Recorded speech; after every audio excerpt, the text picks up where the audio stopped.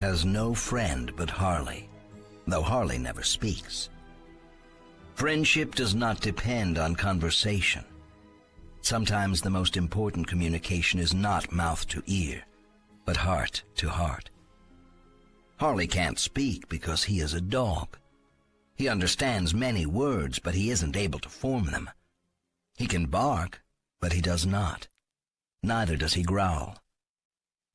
Silence is to Harley as music to a harp, flowing from him in glissando passages and arpeggios that are melodious to Crispin. The boy has heard too much in his few years. Quiet is a symphony to him, and the profound silence in any hushed place is a hymn. This metropolis, like all others, is an empire of noise. The city rattles, bangs, and thumps. It buzzes and squeals, hisses and roars, honks, clangs, tolls, jingles, clicks, clacks, creaks, knocks, pops, and rumbles. Even in this storm of sound, however, quiet havens exist. Across the vast lawns of St. Mary Salome Cemetery, between tall pines and cedars like processions of robed monks, concentric circles of granite headstones lead inward to open-air mausoleum walls, where the ashes of the dead are interred behind bronze plaques. The 8-foot-high, freestanding walls are arranged like spokes in a wheel. On any windless night, the massive evergreens of St. Mary Salome muffle the municipal voice, and the wheel of walls baffles it entirely. At the hub, where the spokes meet, lies a wide circle of grass, and at its center, a great round slab of gray granite that serves as a bench. Here, Crispin sometimes sits in moonlight until the silence soothes his soul. Then he and Harley move to the grass, where the boy prepares his bedroll. With no guilt to claw at his conscience, the dog sleeps the sleep of an innocent. The boy is not so fortunate. Crispin suffers nightmares. They are based on memories. Harley seems to dream of running free, toes spreading and paws trembling as he races across imagined meadows. He does not whimper, but makes small, thin sounds of delight. Once, when the boy was 10, he woke well past midnight and saw the silvery, shimmering form of a woman in a long dress or robe. She approached between two mausoleum walls, seeming not to walk, but rather to glide like a skater on ice. Crispin sat up, frightened, because the woman had no substance. Moonlit objects behind her were visible through her. She neither smiled nor threatened. Her expression was solemn. She drifted to a stop about 2 yards from them, her bare feet a few inches above the grass. For a long moment she gazed upon them. Crispin felt that he should speak to her, but he could not. Although the boy only half rose, Harley stood on all fours. Clearly the dog saw the woman too. His tail wagged. When she moved past them, Crispin caught the scent of perfumed ointment. Harley sniffed with what seemed to be pleasure.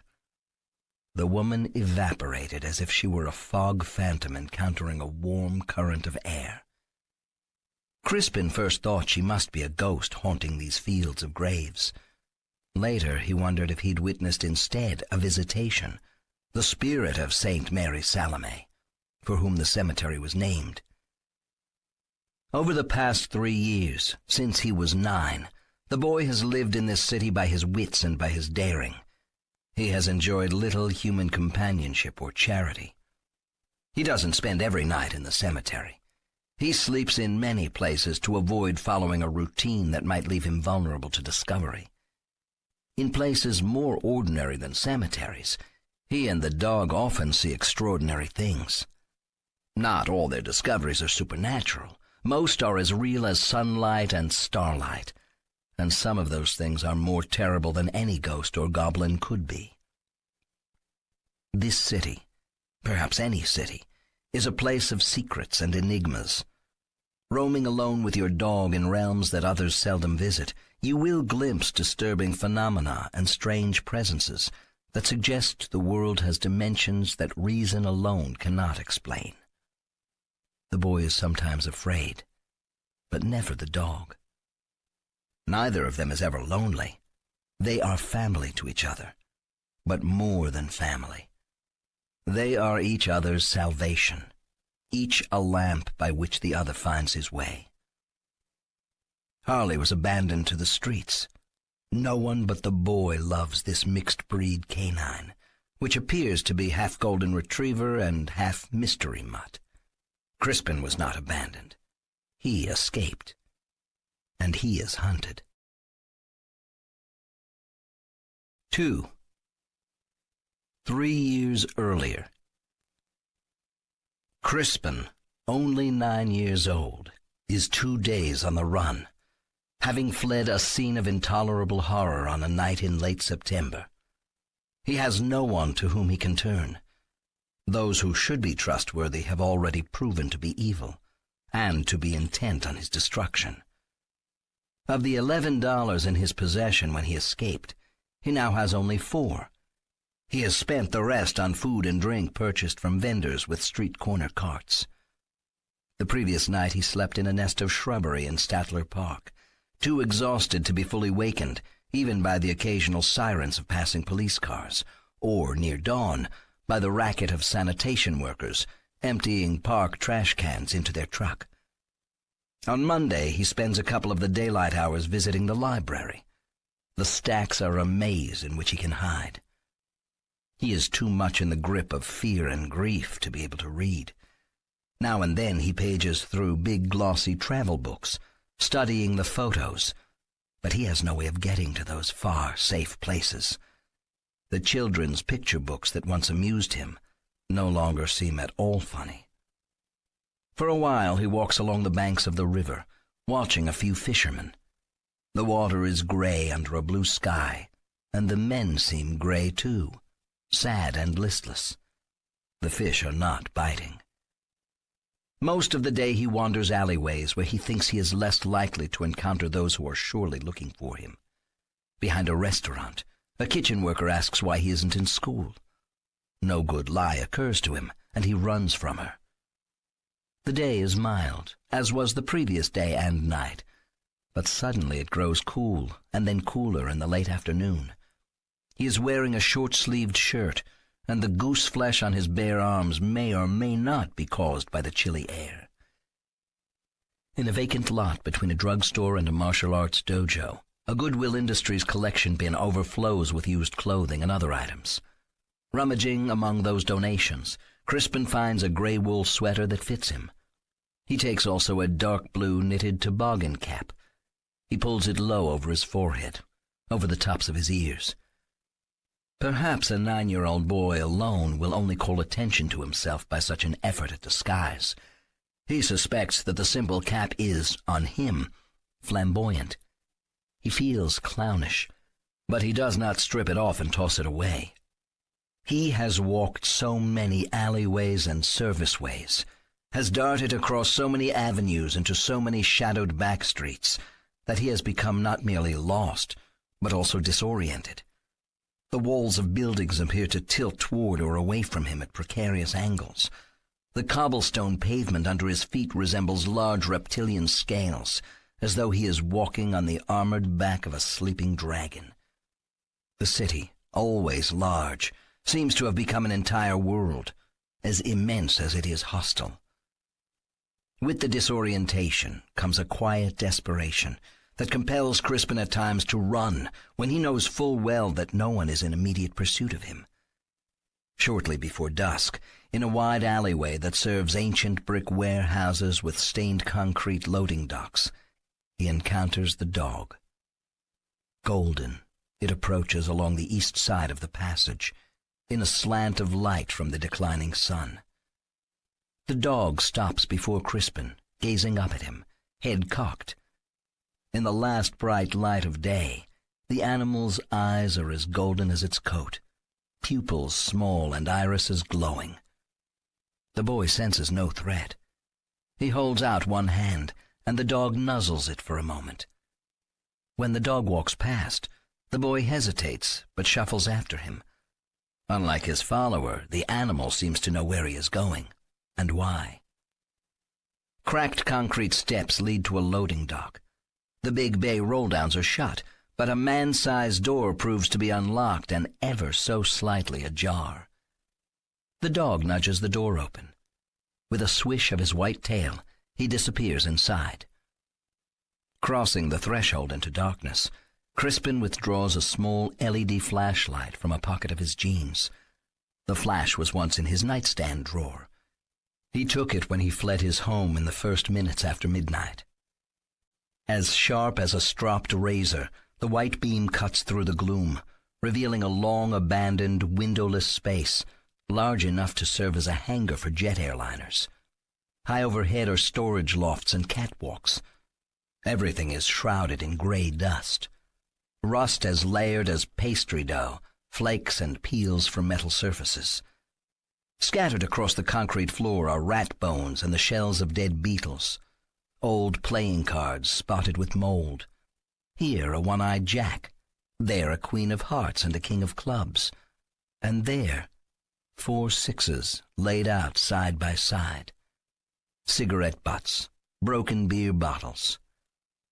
The flashlight finds a spider crawling on a low-hanging loop of cable, projecting its enlarged shadow on a wall, where it creeps like a creature in one of those old movies about insects made enormous by atomic radiation. Without need of the flashlight, the dog finds his way around the sprays of glass. In such an odorous place, most dogs would weave from smell to smell, their noses to the floor.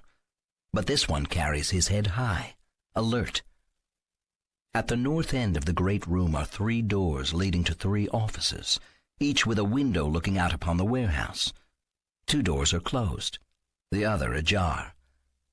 Beyond the gap between the 3rd door and the jamb, an amber light pulses. Crispin halts, but the dog does not. After a hesitation, the boy follows the animal into the illumined chamber. Between 2 groups of fat candles, 3 to his left, 3 to his right, a man in his late 20s sits with his back against a wall, his legs straight out in front of him. His glassy blue eyes stare, but do not see. His mouth hangs open, but he has used all the words that he was born to speak. Beside one trio of candles lies a sooty spoon. Next to the spoon is a plastic packet from which spills a white powder. In his lap lies a hypodermic syringe, emptied of its contents. The right sleeve of his checkered shirt is rolled up past the crook of his elbow, where blood earlier trickled from a puncture. Evidently he had some difficulty finding the vein. Crispin is not afraid in the presence of a dead man. He has recently witnessed much worse than this. With a keen intention more human than canine, the dog goes to a backpack lying beyond the candles, takes one of its straps between his teeth, and drags it away from the corpse. The boy supposes that the bag must contain dog treats. On his knees, searching the various compartments, however, he finds no evidence that the dead man ever provided for the animal. A quick scan of the dust-covered floor and the few paw prints suggests that the dog has never been here before, that he was led here by scent, not by experience. Yet, among the greasy, mostly worthless possessions of the deceased, Crispin discovers 2 stuff sacks full of currency, rolled into tight bundles and held together by rubber bands. There are wads of $5, $10, and $20 bills. The money is most likely stolen or otherwise dirty, but no one, not even the police, will be likely to discover from whom the dead man has swiped this fortune, or by what illegal activity he might have earned it. Taking money from the body of a homeless loner surely can't be theft. The man has no need of it any more. Nevertheless, the boy hesitates. After a while, he feels that he is being watched. He looks up, half expecting that the corpse's gaze has shifted toward him. Eyes bright with candlelight, the dog studies him, panting softly as if in expectation. Crispin has nowhere to go, and if he thinks of somewhere to go, he currently has only $4 to get there. The dog seems not to have belonged to the dead man. Whatever his provenance, however, Crispin will need to feed him. He returns the wads of cash to the stuff sacks and pulls tight the drawstring tops. The backpack is too big for him. He will take only the money. At the threshold, Crispin glances back. Candlelight creates an illusion of life in dead eyes. With reflections of flame throbbing across the slack face, the drug addict seems to be a man of glass, a lamp aglow from within. As they retrace their steps through the enormous warehouse, the dog halts to sniff one of the moldy playing cards lying on the floor. It is the 6 of diamonds. When Crispin passed this way earlier, 4 6s had lain at this spot, one in every suit. He surveys the immense dark room, probing this way and that with the flashlight. No one appears. No voice threatens. He and the dog seem to be alone. The LED beam, arcing across the littered floor, cannot locate the missing 6s. Outside in the alleyway, the western sky is crimson, but the twilight is overall purple. The very air seems violet. In a pet shop on Monroe Avenue, he buys a collar and leash.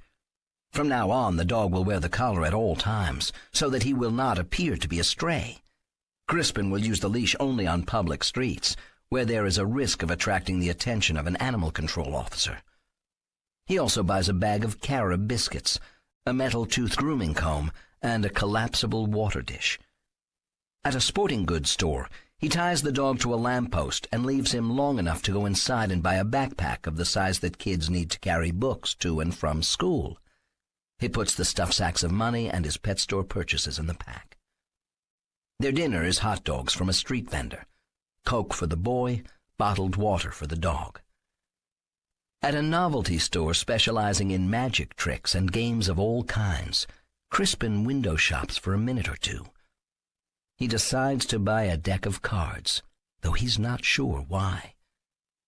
As Crispin is tying the dog to a rack designed for securing bicycles against theft, the owner of the novelty store opens the door, causing a silvery ringing from an enunciating bell. He says, "Come, lad, dogs are welcome here." The owner is elderly, with white hair and bushy white eyebrows. His eyes are green and they sparkle like sequins. He wears 6 emerald rings on various fingers, all as green, but none as sparkly as his eyes. "What is your pooch's name?" the old man asks. "He doesn't have one yet." "Never leave an animal unnamed for long," the old man declares. "If it doesn't have a name, it's not protected." "Protected from what?" "From any dark spirit that might decide to take up residence in it," the old man replies. He smiles and winks, but something in his merry eyes suggests that he is not kidding. "We're closing in 15 minutes, he adds. "Can I help you find something?" A few minutes later, as Crispin pays for the deck of cards, a white-haired woman ascends from the basement and comes through an open door with a large but apparently not heavy box of merchandise. She has a smile as warm as that of the man, who is perhaps her husband. When she sees the dog, she halts, cocks her head, and says, "Young fella, your furry friend here has an aura that a pious archbishop couldn't match." Crispin has no idea what that means, but he thanks her shyly. As the woman busies herself restocking a case of magic tricks, and as the many-ringed old man explains a 3-dimensional puzzle to another customer, Crispin takes bold action that surprises him. With the dog, he goes to the open door and down the stairs to the basement, unnoticed by the proprietors of the shop. Below lies a storeroom with rows of freestanding metal shelves crammed with merchandise. There is also a small lavatory with sink and toilet. Boy and dog take shelter behind the last row of shelves. Here, they can't be seen from the stairs. Crispin doesn't worry that the dog might bark and reveal their presence. He already knows that, in some mysterious way, he and this animal are in sync. He unclips the leash from the collar, coils it, and puts it aside. After a while, the lights are switched off from the top of the stairs. The door closes up there. For a few minutes, footsteps echo overhead, but soon all is silent. They wait in the dark until they can be certain the store is closed for the night. Eventually, they make their way back through the stockroom, along the metal shelves, to the foot of the stairs. Crispin is blind, but perhaps the dog is not. The boy fumbles for the light switch at the bottom of the steps. The dog, standing on its hind feet, finds it first, and the overhead fixtures brighten. On one shelf, Crispin discovers a stack of quilted blue moving blankets. With them, he makes a bed in a corner on the floor. While Crispin strips the rubber bands from the wads of cash and places the flattened bills in 3 stacks according to denomination, he feeds the dog some of the cookies that he bought at the pet shop. Together they count their fortune. Crispin announces the total. $6,745. And the dog seems to agree with his math. He rolls the money into tight bundles again and returns them to the stuff sacks. They will not starve. With this much money, they will be able to hide out for a long time, moving every night to a new refuge. Exhausted, the boy lies back in the pile of blankets. The dog curls up beside him, its head on his abdomen. Crispin gently rubs behind the dog's ears. As sleep is descending upon him, the boy thinks of the dead drug addict, mouth yawning and teeth yellow in the candlelight. He shivers, but surrenders to his weariness. In the dream, Crispin's younger brother lies on a long white marble table. His hands and feet are shackled to steel rings. A hard green apple is crammed into his mouth, stretching his jaws painfully. The apple is held in place by an elastic strap that is tied securely at the back of the boy's head. His teeth are sunk into the fruit, but he isn't able to bite through it and spit out the pieces. The raised dagger has a remarkable serpentine blade. Like a shining liquid, light drizzles along the cutting edge. The cords of muscle in Crispin's brother's neck are taut. The arteries swell and throb as his heart slams great tides of blood through his body. The apple stifles his screams. He seems also to be choking on a flood of his own saliva. Crispin wakes in a sweat, crying his brother's name, "Harley!" For a moment he doesn't know where he is, but then he realizes that he is under the shop of magic and games. You can undo what has been done and still save them. Those words whisper through his mind, but they seem like nothing more than wishful thinking. When the terror recedes, he knows that he has found the perfect name for the dog. It is a name that will protect the animal from any malevolent spirit that might wish to enter him. "Harley," Crispin repeats softly. He names the dog for his lost brother. "Harley."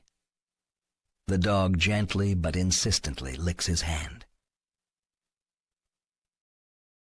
3. All these years later. The night is cool, the sky deep, the stars as sharp as stiletto points. At 12, Crispin is strong and tougher than any boy his age should have to be. His senses are sharp, as is his intuition, as if from his association with four-legged Harley, he has acquired some of the dog's keen perceptions. This October night, the streets are filled with goblins and witches, vampires and zombies, sexy gypsy women and superheroes. Some hide behind masks that look like certain despised politicians, and others wear the faces of leering swine, red-eyed goats, and serpents with forked tongues. These people are on their way to parties in seedy lounges, in modest workingmen's clubs, and in the ballrooms of older hotels that are desperate to have a profitable night in this economy that has been a mean Halloween for more than 3 years. In this lower middle-class district, Crispin feels safe enough to wander the streets, scoping the scene, enjoying the costumes and the bustle and the decorations. Halloween is swiftly becoming one of the biggest holidays of the year. The people whom he fears are not of this neighborhood. They are not likely to descend to these streets for any celebration. Their tastes are more expensive and more exotic than anything that can be provided here. 3 months have passed since his most recent encounter with them. They had almost caught him in an old elementary school slated for eventual demolition. His mistake then was to spend too many nights in the same place. If he remains on the move, they have greater difficulty locating him. Crispin doesn't know why being stationary too long puts him at risk.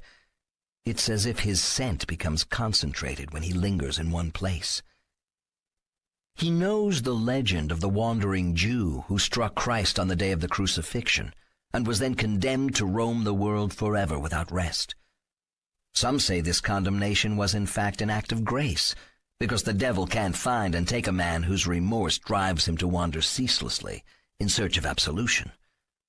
In addition to his good dog, Crispin's constant companion is remorse, that he could not save his brother, that he could not save his little sister, that he was so long blind to the truth of their stepfather and to the treachery of their unloving mother. Now he and Harley pass a 2-story buff brick building that houses the local VFW post. The structure seems to tremble and swell with the muffled backbeat of a band playing an old Beatles tune, as if such rock and roll can't be constrained without risk of explosion. A wave of laughter and chatter and louder music washes across the sidewalk when 2 men, fumbling packs of cigarettes from their pockets, push open the door and step outside for a smoke. One is dressed as a pirate.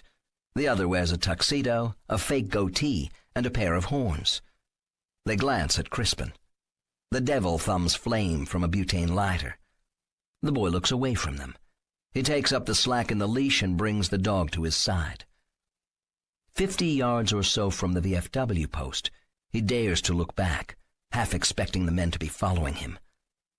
They are where he last saw them, smoke pluming from their mouths as if their souls must be on fire.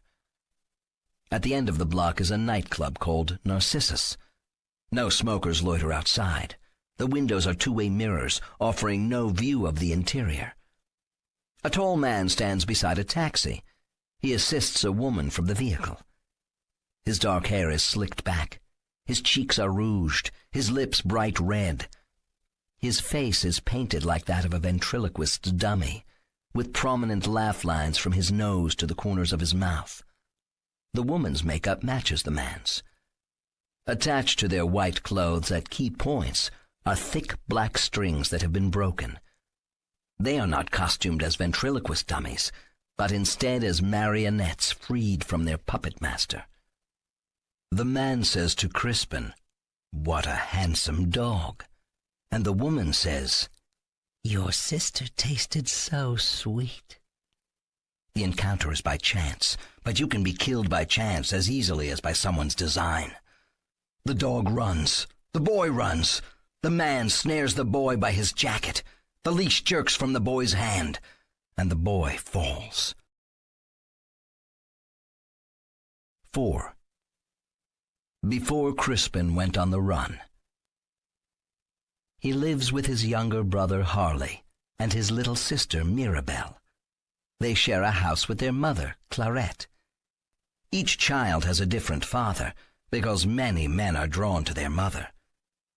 Clarette is so beautiful that one of her in-between boyfriends, in between the rich ones, tells Crispin, "Kid, your mom, she's like the magical princess in some fairy tale cartoon movie. How she can charm kings and princes, even make animals and trees and flowers swoon and sing for her. But I never did see a cartoon princess as smoking hot as she is." At that time, Crispin is 7 years old. He understands the princes, animals, trees, and flowers part. Years will pass before he knows what smoking hot means. Their mother is drawn to many men, not because their beauty matches hers, but because of what they are able to do for her. She says that she has expensive tastes, and that her little bastards are her ticket to the good life.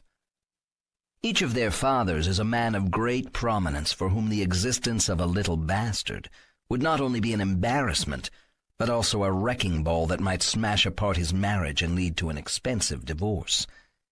In return for specifying on each birth certificate that the father is unknown, Clarette receives a one-time cash payment of considerable size and a smaller monthly stipend. The children live well, though not nearly as well as their mother, because she spends far more freely on herself than on them. One night, she enjoys too much lemon vodka and cocaine. She insists that 8-year-old Crispin cuddle with her in an armchair. He would rather be anywhere else but in her too clingy arms and within range of her exotic breath. When she is in this condition, her embrace seems spidery, and for all her expressions of affection, he expects that something terrible will happen to him. She tells him then that he ought to be grateful that she is so smart, so cunning, and so tough. Other women who make their living by giving birth to little bastards are likely sooner or later to have a well-planned accident, or to become a victim of a supposedly random act of violence. Rich men do not like to be played for fools. But I'm too quick and bright and clever for them, Crispy. No one will take your mommy from you. I'll always be here. Always and always. Time passes and change comes.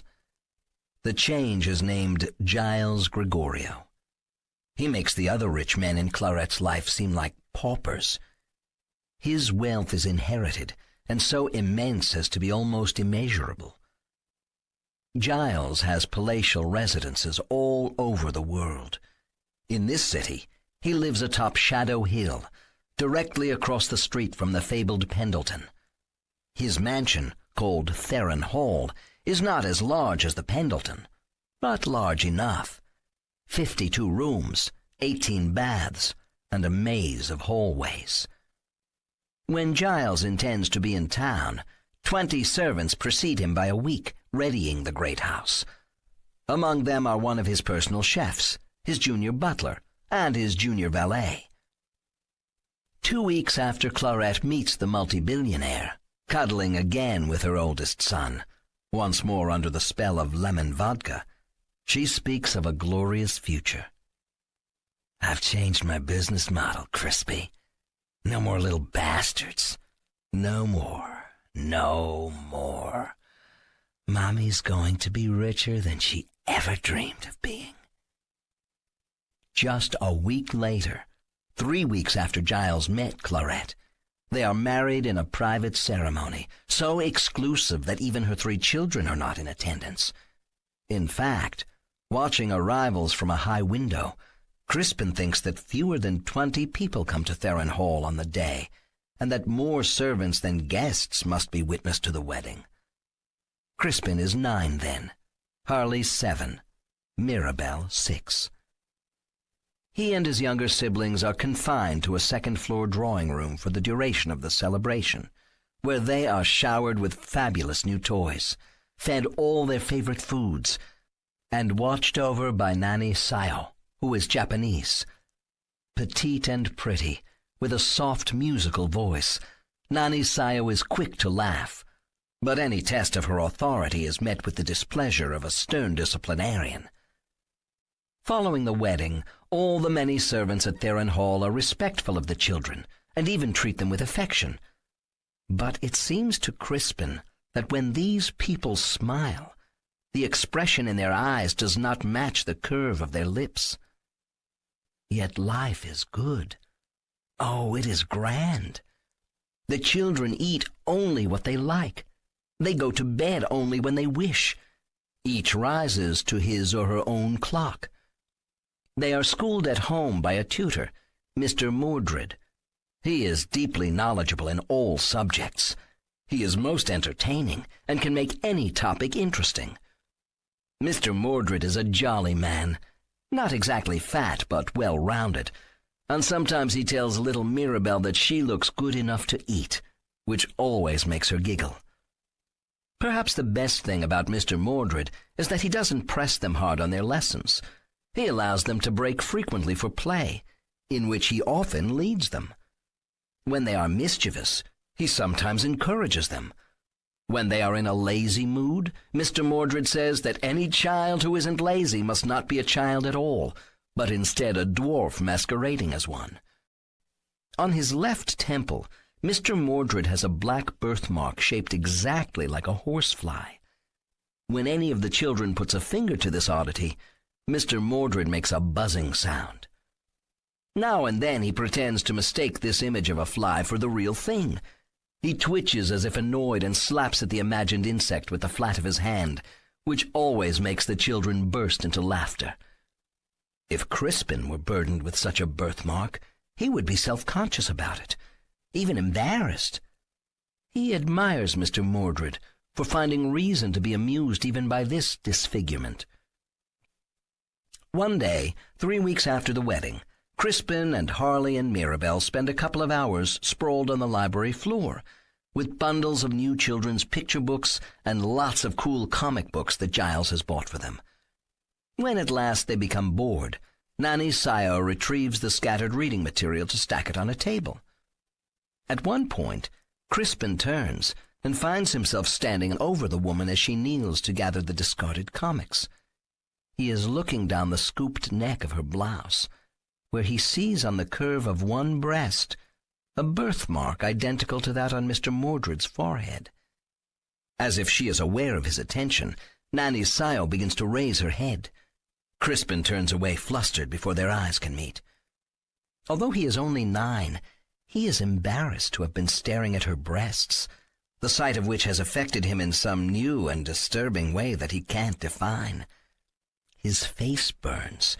His heart knocks so loud, he thinks Nanny Sayo must hear it. Later, in bed, he wonders how Mr. Mordred and Nanny Sayo can have the same birthmark. Maybe it's something contagious, like a head cold or the flu. He feels sorry for Nanny Sayo, though at least her disfigurement is in a less visible place than Mr. Mordred's. That night, he dreams of Nanny Sayo dancing naked in firelight. She has several horsefly birthmarks, not just one, and they are not fixed. They crawl across her skin.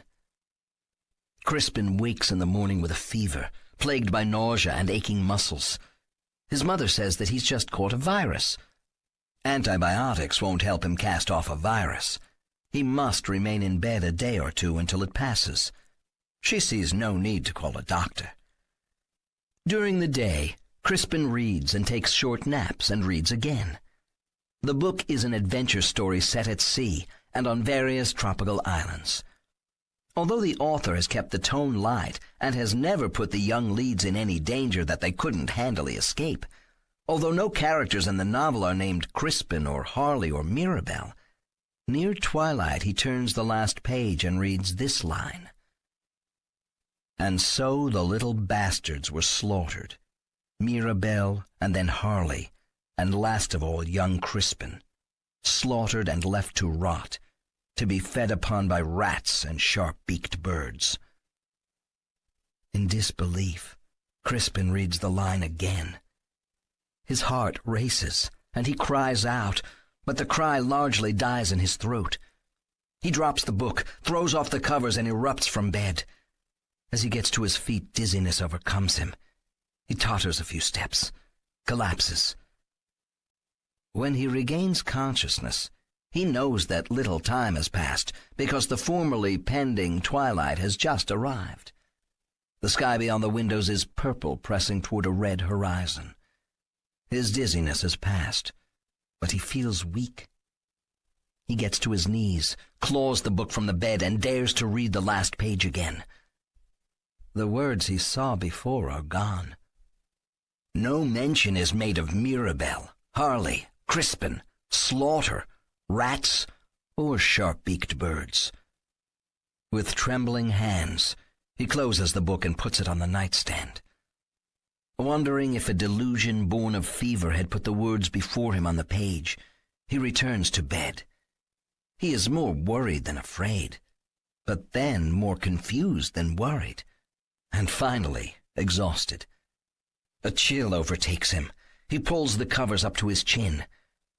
When Nanny Sayo rolls a service cart into his room with a bed tray that holds his dinner, Crispin first intends to tell her about the threatening words in the book, but he is embarrassed to have been so frightened by something that, in the end, proved to be entirely imaginary. He doesn't want Nanny Sayo to think he is, at 9 years of age, still a big baby. He wants her to be proud of him. His sick boy dinner consists of lime jello, buttered toast, hot chocolate, and chicken noodle soup. Anticipating that her patient might not have much appetite, that he might take his dinner in fits and starts, Nanny Sayo has put the chocolate and the soup in separate thermos bottles to ensure that they stay warm. When Crispin expresses disinterest in the food, Nanny Sayo leaves the footed tray on the cart. She perches on the edge of his bed and urges him to sit up. As Crispin leans against the headboard, Nanny Sayo takes his hand to time his pulse. He likes watching her face as she stares solemnly at his wrist, counting his heartbeats. "Just a little fast," she says. A curious disappointment overcomes him when she lets go of his wrist. He wishes she would continue to hold his hand, though he does not know why he has this desire. He is consoled when she presses one hand to his forehead. "Just a little fever," she says, though it seems to him that her palm and slender fingers are hotter than his brow. To his surprise, she undoes the first 2 buttons of his pajama top and places her delicate hand on his chest. She has already taken his pulse. He doesn't understand why she would need to feel the thump of his heart, if that is indeed what she's doing. She moves her hand slowly back and forth, slowly and smoothly. Smoothly. He almost feels that she could make him well just by her touch. Removing her hand from his chest, leaving the buttons undone, she says, "You're a strong boy. You'll be well soon. Just rest and eat all your dinner. You need to eat to get well." "All right," he says. She stares into his eyes. Her eyes are very dark. She says, "Nanny knows best." In her eyes, he sees twin reflections of himself. "Doesn't Nanny know best?" she asks. "I guess so, sure." He sees the moon in her eyes. Then he realizes it is only a reflection of his bedside lamp. "Trust Nanny," she says, "and you'll get well." "Do you trust Nanny?" "Oh, yes." "Eat your dinner before you go to sleep." "I will." "All your dinner?" "Yes." Leaning forward, she kisses his brow. She meets his eyes again. Her face is very close to his. "Trust Nanny." On her breath is the scent of lemons as she kisses one corner of his mouth. Her lips are so soft against the corner of his mouth. Nanny Sayo is almost to the door before Crispin realizes that she has risen from the edge of his bed. Before stepping into the hallway, she looks back at him and smiles. Alone, watching TV but comprehending none of what he sees, Crispin eats the jello. He eats the buttered toast and drinks the hot chocolate. He isn't delirious anymore, but he's not himself either. He feels adrift, as though his bed is floating on a placid sea. The chicken noodle soup will be too much. He will eat it later. Nanny Sayo has said that he must. After returning the tray to the cart and after visiting the bathroom, he has one of his own, Crispin settles in bed once more. He turns off the TV, but not the bedside lamp. Night waits at the windows. Tired. So tired. He closes his eyes. In spite of having eaten the toast and drunk the hot chocolate, he can still vaguely taste her lemony kiss. He dreams. He would not be surprised if he dreamed of Nanny Sayo, but he dreams instead of Mr. Mordred, their teacher. Crispin, Harley, and Mirabelle are sitting at a reading table in the library. Mr. Mordred strides back and forth in front of a row of bookshelves, holding forth on some subject. delighting them with his stories. In the dream, Mr. Mordred doesn't have a horsefly birthmark on his left temple. His entire head is that of a giant horsefly. Dream leads to dream, until he is awakened by a sound, a swishing, scraping noise. The clock reads 12:01 a.m. So weary that he can't fully sit up, Crispin lifts his head from the pillow just far enough to survey the room for the source of the noise. The bed tray stands on the cart where he last put it. On the tray, the thermos of chicken soup wobbles around and around on its base, as if something inside is turning, spinning, impatient for Crispin to unscrew the cap and pour it out. He must be delirious again. Lowering his head to the pillow, closing his eyes, he thinks of her slender hand upon his chest, and soon he sleeps. In the morning when he wakes, the cart is gone and the tray with it. He hopes that a maid removed it and that Nanny Saya will not have to know that he failed to eat her soup. He never wants to disappoint her. Crispin loves his Nanny. In 2 days he regains his health. When he is well again, after showering, he stands naked in the bathroom, studying himself in a full-length mirror, searching for the detailed silhouette of a horsefly. He can't find one. For reasons he is unable to put into words, he believes that he has narrowly escaped something worse than a birthmark. His embarrassment and worry do not last. Soon he lapses back into the relaxed and carefree rhythms of Theron Hall. Crispin, Harley, and Mirabelle eat only what they like. Chef Faunus and Cook Merripin cater to their every desire. They go to bed only when they wish. Each rises to his or her own clock. Mr. Mordred entertains. Nanny Sayo attends the children's needs. The world beyond the great house has been fading from Crispin's mind. Sometimes, passing a window, he is surprised to see the city, the Pendleton looming across the street. Shortly before midnight on July 25th, having been in bed less than 2 hours, Crispin swims up from a troubled sleep. Half awake, he sees 2 shadowy figures in his room, the place brightened only by the hallway light that seeps in through the door, which is ajar no more than 2 inches. The visitors are talking softly to each other. One voice is that of Giles, whom the children now call Father. The other belongs to Jardina, Giles's mother. Jardina looks old enough to be her son's great-grandmother. She keeps almost entirely to her suite of rooms on the 3rd floor. She is withered, her face as drawn as a sun-dried apple, but her eyes as lustrous and purple as wet grapes. She's seldom seen, almost always at a distance, at the farther junction of hallways, floating by in one of her long, dark dresses. Crispin hears little of what they say, though it seems that tomorrow is some kind of memorial or feast day. Before he slides away into sleep once more, the boy hears the names Saint Anne and Saint Joachim. When he wakes in the morning, Crispin is not sure that the visitors to his room were real. More likely they were part of his otherwise unremembered dream. In the coming night, something happens to Mirabelle. 5. Halloween, 3 years and 3 months later. The leash jerks from the boy's hand, and he falls. The previously gentle dog, never having growled, does not growl now, but bites.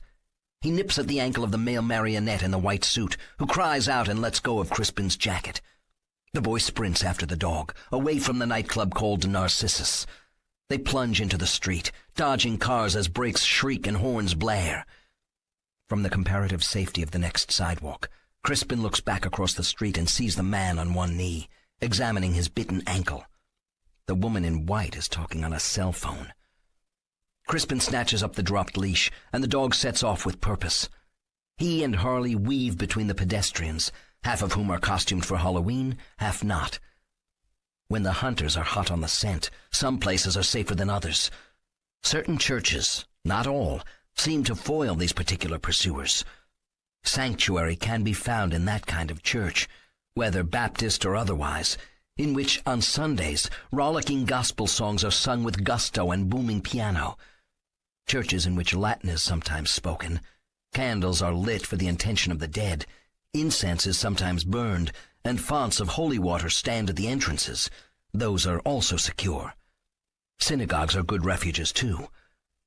Right now, he and Harley are a few dangerous blocks from any such a safe haven. Reverend Eddie Nordlaw, who founded the Crusade for Happiness and who appears Sundays on his TV show, The Wide Eye of the Needle, preaches that God wants everyone to be rich. He operates from his megachurch, the Rapture Temple on Joss Street, which is not far from here. But Crispin has learned the hard way that the Rapture Temple offers no more protection against these enemies than does a shopping mall or a police station. On the day of his mother's wedding, when he watched from a high window, one of the honored guests whom he saw arriving was the chief of police. Pedestrians admonish and curse Crispin as he pounds pell-mell after the bolting dog, holding fast to the leash and trying not to be jerked off his feet. Water in motion can also screen Crispin from Giles Gregorio and everyone like him. A rushing stream, if it is wide enough, thwarts them. Even if the boy stands on the farther bank from them in plain sight, they seem unable to see him and eventually give up the search. In Statler Park, a man-made waterfall tumbles into a fake rock pond. A narrow pathway allows you to walk behind the falls where there is a grotto. In that sequestered hollow, you can look out toward the park, through the cascades. The hunters must know of that retreat, but Crispin has several times been safe there while they stalked him through the rest of the grounds. Rushing torrents seem not only to deny them his scent, but also to confuse their senses, as though the swish and burble of the water is not merely sound but also a language, as if nature is speaking a dispensation to spare him from their homicidal fury. He and the dog are at this moment far from Statler Park, and no nearer any rushing stream. Their best hope is Memorial Plaza, 2 acres of granite cobblestones, raised planters full of flowers, and benches on which people sit to read the morning paper, to have a bite of lunch, to feed the pigeons, and even to contemplate the sacrifices made by soldiers, sailors, airmen, and Marines who have died to keep them free. Harley knows the city as well as Crispin does. Soon cobblestones are underfoot.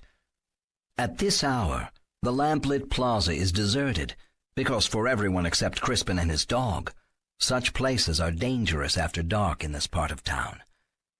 At the center of Memorial Plaza, on a granite plinth 12 feet in diameter, stand 3 larger-than-life bronze figures, Marines in battle gear, one of them wounded and leaning on another, the third carrying Old Glory as if defiantly announcing their location to an adversary they do not fear.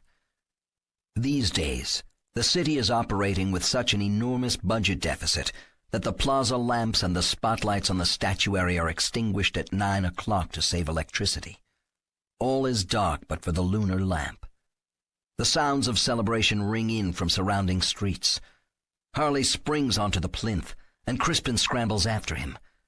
The slab of granite is carved to represent a stony outcrop, as if the bronze Marines stand atop a battle-blasted hill. Among those sculpted rocks is a place where a boy and a dog can nestle.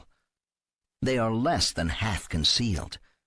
Even without the spotlights that used to wash the statues, the boy and the dog should be visible to anyone passing by, for the moon is full. Yet Crispin is confident that they are safe. They are safe in the company of these bronze heroes. The woman in white, black strings dangling, rushes into the plaza. Moonglow powders her marionette face, and her blood-red lips look black. While the woman surveys her surroundings, the boy half believes that he can hear her doll eyes click, click, clicking as she blinks, as if she is in fact an animated puppet. Her gaze passes over him from right to left, then slowly left to right. She doesn't hesitate or come closer. She turns and moves away toward another part of the plaza. Proximity to certain symbols and images can make boy and dog invisible to this woman's kind, as surely as does swift-moving water. Statues honoring acts of courage and valor, certain religious figures carved or cast life-size or larger, the immense mural of Alexander Solzhenitsyn on the front wall of the Russian-American Community Center, the huge cast medallion of America's 16th president embedded above the main entrance of Lincoln Bank on Main Street. A cross or a serviceman's medal worn around the neck will not provide invisibility. The symbol needs to be of substantial size to be effective, as if the noble efforts and the determination of those who created and erected it are as important as the symbol or image itself. The dog-bitten man in the white suit appears, limping. Soon there are 5 of them, though the others are not costumed, prowling the plaza and its immediate surroundings. Although it is ancient, the silver moon looks newly minted. On a nearby street, a drunken reveler howls like a werewolf. The moon is without menace. It neither favors evil nor calls to those who do. This is what Crispin believes at the age of 12. By the light of the moon, truth can be seen as easily as by any other light. Year by year, he will refine that perception into a greater wisdom that will sustain him. To see the truth, however, you must have an honest eye. Across the plaza, the marionettes and their allies, who love lies, search for the boy and his dog, unaware that they are incapable of seeing that for which they seek. 6. July 26th, 3 years and 3 months earlier. Having been healed by the power of his nanny's kiss, or having been healed in spite of it, 9-year-old Crispin falls again into the cozy rhythms of Theron Hall. The world outside seems less real than the kingdom within these walls. For some reason, Mirabelle is excused from the day's lessons. The 3-year age difference between Crispin and his sister ensures that he is less interested in what she's engaged upon than he would be if she were only a year younger or were his twin. Besides, girls are girls, and boys are most like boys when girls aren't around. Therefore, Mr. Mordred is even more interesting and entertaining when he is able to focus his attention on Crispin and Harley, with no need to tailor part of his lesson to a girl so small that her brothers sometimes call her Pip, short for Pipsqueak. Lessons begin at 9 and are finished by noon. After lunch, Crispin and Harley intend to play together, but somehow they go their separate ways. Most likely, brother Harley is on a cat hunt. Recently, he has claimed to have seen 3 white cats slinking along hallways, across rooms, ascending or descending one staircase or another. Nanny Sayo says there are no cats. Both the chief butler, Minos, and the head housekeeper, the formidable Mrs. Frigg, agree that no felines live in Theron Hall. No cats are fed here, and in this immaculate residence, no mice exist on which the cats might feed themselves. No disagreeable evidence of toileting cats has been found. The more the staff dismisses the very idea of cats, the more that Harley is determined to prove they exist. He has become quite like a cat, creeping stealthily through the immense mansion, trying to sniff them out. He claims to have nearly captured one on a couple of occasions. These elusive specimens are even faster than the average cat. He says their coats are as pure white as snow. Their eyes are purple, but glow silver in the shadows. Considering that Theron Hall offers over 44,000 square feet in its 3 floors and basement, Crispin figures that his brother might be engaged in a search for the phantom cats that will last weeks, if not months, before he tires of his fantasy. At 4 o'clock on the afternoon of July 26th, Crispin is in the miniature room. This magical chamber is on the 3rd floor, across the main hallway from the suite in which the matriarch, Jardina, withers in reclusion. The space measures 50 feet in length, 35 feet in width. Clearance from floor to ceiling is 26 feet. In the center of this room, stands a 1/4 scale model of Theron Hall.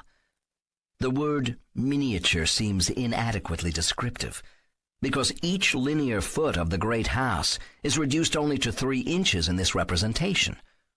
Whereas Theron Hall is 140 feet from end to end, the miniature is 35 feet. The real house is 80 feet wide, and the reduced version is 20.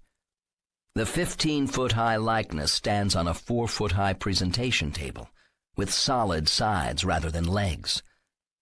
The model is such a painstakingly accurate rendering of the mansion that it's endlessly fascinating to Crispin. The walls are made of small blocks of limestone, cut thin to minimize the weight, but seemingly thick. The carved ornamentation in the window pediments and in the door surrounds match perfectly to the real thing. The balconies, the richly designed cornice, the balustrade that serves as a parapet, the nearly flat ceramic tile roof, the chimney stacks with bronze caps have all been recreated with obsessive attention to detail. The window frames are bronze, with genuine glass for the panes. Through the windows, he can study rooms precisely as they are in the true house. The miniaturized library features shelves and paneling of select walnut, exactly as does the life-size inspiration. Even the furnishings and the artwork have been reproduced by a team of modelers who must have worked thousands upon thousands of hours to complete this magnificent reproduction. A wheeled and motorized mahogany ladder with handrails and a safety tether rises to an oval stainless steel track on the ceiling, allowing an observer to circle the model, peering in the windows at any level. At various points on the ladder are controls with which he can power it left or right, or stop it at any desired vantage point. Of Clarette's 3 children, only Crispin is permitted to climb the ladder and operate it. Other 9-year-old boys might be judged too young to deserve this permission, but Crispin is responsible for his age, and prudent. He always holds fast to the handrails and snaps the tether to his belt. Now, as he motors the ladder to the west facade, to peer in at the ornately furnished rooms occupied by Jardina, he wonders, not for the first time, why the old woman lavished so much money on this miniature when she has the real house to enjoy. According to Giles, his mother has always been as eccentric as his late father was industrious. The patriarch, Ellis Gregorio, was obsessed with amassing enormous wealth, and his wife was driven to find imaginative ways to spend it. Seeking to understand the reasons for Jardina's extravagant whims is a waste of time, because she does not understand why she undertakes such things as the model of Theron Hall. She commits to such projects, Giles says, simply because she can afford to do them, and that is all the reason she needs. As Crispin rides the ladder, the door opens below, and his brother Harley rushes in from the 3rd-floor hallway. "Crispin, come quick! You've got to see this!" "There are no cats," Crispin says, "except the ones in that drawing-room painting, and they're not white." "Not cats, Mirabelle. You've got to see how she's dressed." "She can dress any way she likes. Why would I care?" "But this is weird." "She's always playing dress-up." "Not like this," Harley insisted. "Mom's dressing her, and it's just weird." Before her marriage to Giles Gregorio, Clarette never had much time for her children. She says that she prefers to play with grown men. Children are her business, she explains, not a leisure-time activity. She sports or games or cuddles with them only on those rare occasions when vodka and more powerful substances put her in a foolish or sentimental mood. Since the wedding, she has become even more remote from them. If anyone is raising Crispin, Harley, and Mirabelle, it is the staff of Theron Hall. "I heard Mom say, when they finish fitting Mirabelle's new dress, they're going to give her a bath in warm milk and rinse her with aqua pura, whatever that is." From high on the ladder, Crispin at last looks down at his brother. "That is weird. And there's other weird stuff like the hat they've made for her. You've got to come see." The model of the mansion will be here for further exploration whenever Crispin wishes to return to it. He climbs down to a safe height before unhooking the tether, and then descending the final 10 rungs. As Crispin follows his brother into the third-floor hallway, Harley whispers, "They don't know I saw. I think Pip's new dress is for some surprise party or something, and probably we aren't supposed to see it until then." Hurrying down the back stairs, Harley explains that he was on the prowl for the mysterious white cats, alert and stealthy, when he came across the scene with their mother, Mirabelle, and a housemaid named Proserpina. Among the many chambers on the second floor are a sewing room and a gift-wrapping room. They are side by side. Harley quietly leads Crispin into the gift-wrapping room. The single curtained window provides little light. An interior door connects this space with the place where Proserpina, not only a housemaid, but also a seamstress, repairs and alters clothes for the family and staff. The door stands about 3 inches ajar. Harley crouches low, and Crispin leans over him, so they can both spy upon the activities in the sewing room. Mirabelle stands on a yard-square platform about a foot high. Their mother kneels before her, fussing with the fancy collar of the girl's white dress. Proserpina kneels behind Mirabelle, pinning the waistline of the frock for some adjustment that she apparently will make. This is no ordinary dress. The fabric is shiny but less clingy than silk, less stiff than satin, so soft-looking. It almost seems to glow a little, as though the dress produces its own light. The cuffs and collar are made of lace, more intricate than any Crispin has previously seen. Mirabelle wears white slippers with white bows. Attached to each bow is what appears to be a cluster of red berries. "I feel very pretty," Mirabelle says. "You are very pretty," their mother replies. "These are like ballerina slippers."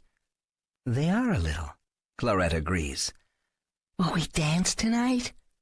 "Some of us will dance," Clarette says. "I know how to pirouette." "Yes, I've seen you do it." "This dress will really swoosh when I pirouette." Mirabelle's blonde hair, usually straight, is curly now. Her dress glows and her hair glimmers. Perched on her head is not a hat, which is what Harley called it, but instead a wreath. The wreath appears to have been woven of real leaves of some kind, and with white ribbon. There seem to be acorns attached to it, as well as clusters of bright red teardrop berries like those on her slippers, 3 fruits in each cluster. "If I take a bath in milk, won't I stink?" Mirabelle asks. "No, sweetie.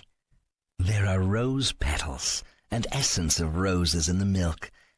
Anyway, we'll rinse you afterward with nice warm water." "Aqua pura." "That's right." "What's aqua pura?" "The cleanest water in the world." "Why don't we rinse with it every day?" "It's only for special occasions." "Does it come in a bottle?" "Sometimes, but we'll pour it from silver bowls. Wait till you see them. They're very pretty bowls." "Cool," Mirabelle says. "Mommy, on special occasions do you rinse in aqua pura?" For some reason, this question so amuses Proserpina that she can't contain a little laugh. Clarette says, "Aqua pura is only for little girls and boys." Except that she doesn't have wings. Mirabelle is so beautiful that she looks like an angel in her white dress, the wreath a kind of halo. Eyed to the gap between door and jamb, Crispin is surprised by how much his sister looks like an angel. He half expects her to float off the floor and glide around the room. Their mother says, "All right, sweetie, let's get you out of this dress so Proserpina can make the final alterations." First, their mother removes Mirabelle's slippers, and then she and the seamstress strip the dress from the girl, who stands now in her undies. Crispin is only 9, Mirabelle 6. He has never before been embarrassed to see his sister in her underclothes. Strangely, he is embarrassed now, but he can't look away. Clarette rises to her feet, lifts the wreath off her daughter's head, and places it on a small table that is draped in a white cloth. She handles the wreath as if it is a thing of great value. Now another housemaid, Arula, enters the sewing room. She looks like that actress Jennifer Aniston, but younger. "Come, little Belle," says Arula. "Time for your special bath." Mirabelle steps off the yard-square platform. In her bare feet and underclothes, she follows Arula out of the room into the hall. Harley eases away from his brother and moves toward the door between the gift-wrapping room and the hallway. Lingering at the connecting door, Crispin alone hears the last exchange between his mother and Proserpina. With evident amusement, the seamstress says, "If not aqua pura, what do you bathe in for special occasions?" "Dragon piss," says Clarette, and she shares a laugh with the other woman before leaving the sewing room. Crispin has heard his mother use worse language than this.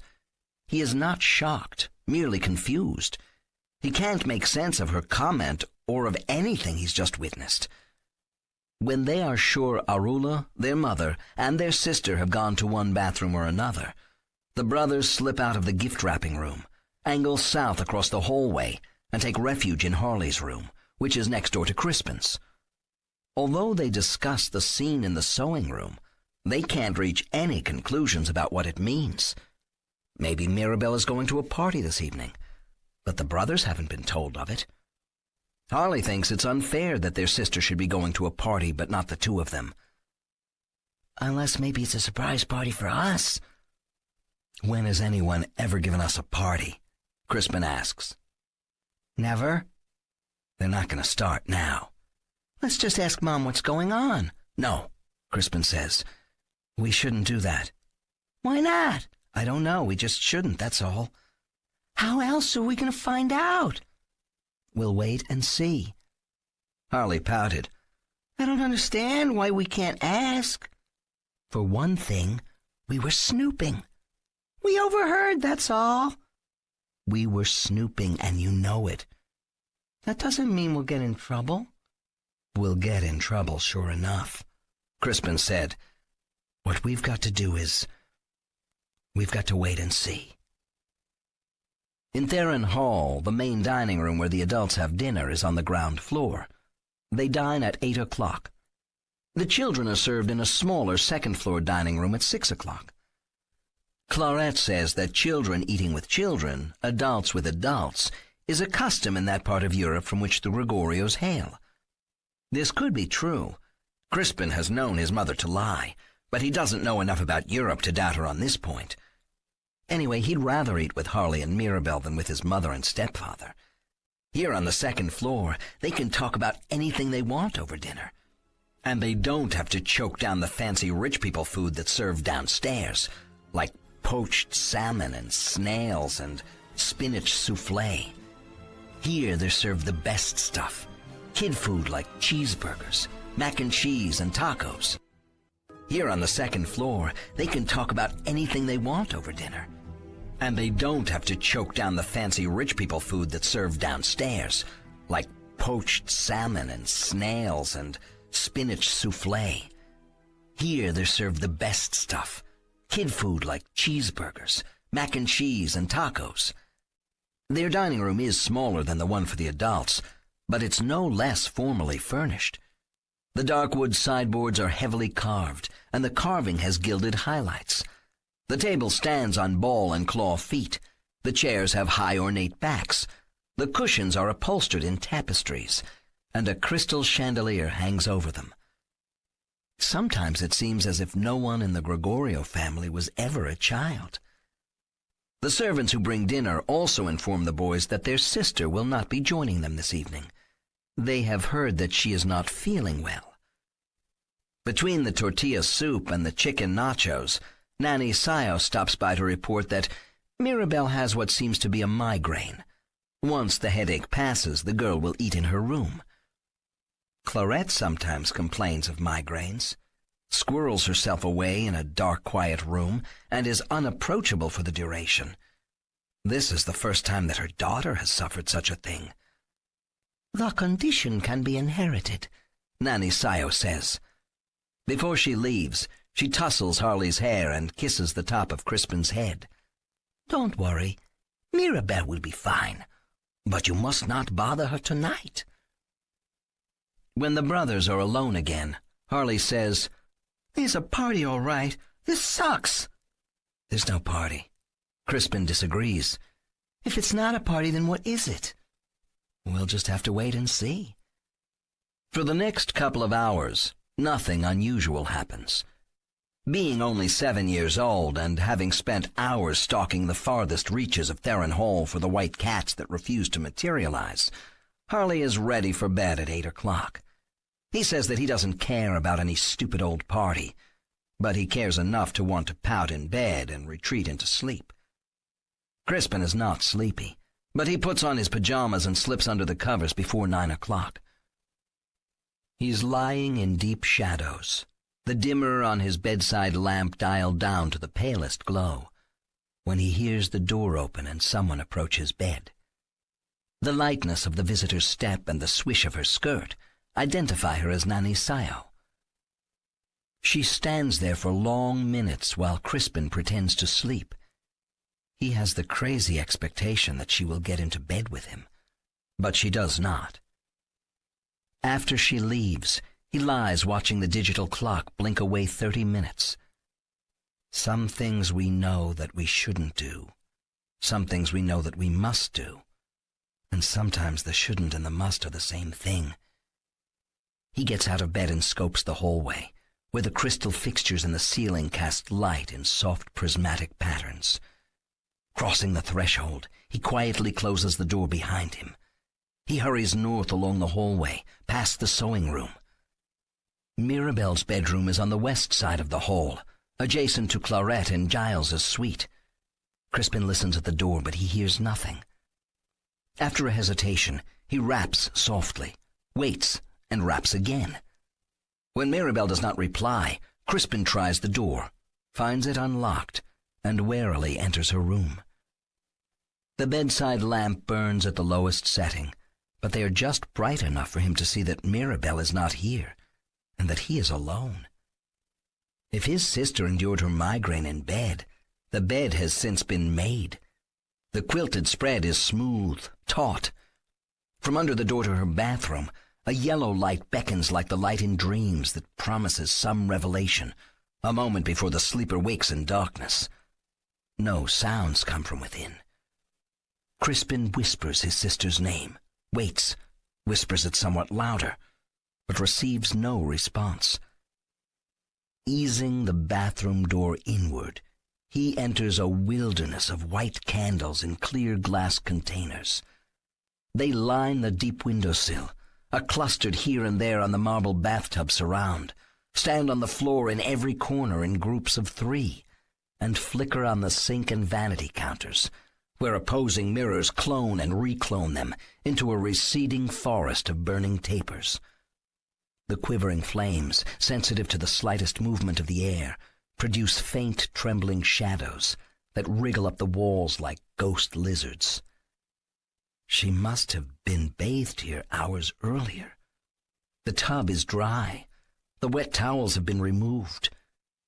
Stuck to the white bathtub, however, are 6 scarlet rose petals. On the floor beside the tub gleam 2 silver bowls with beaded rims.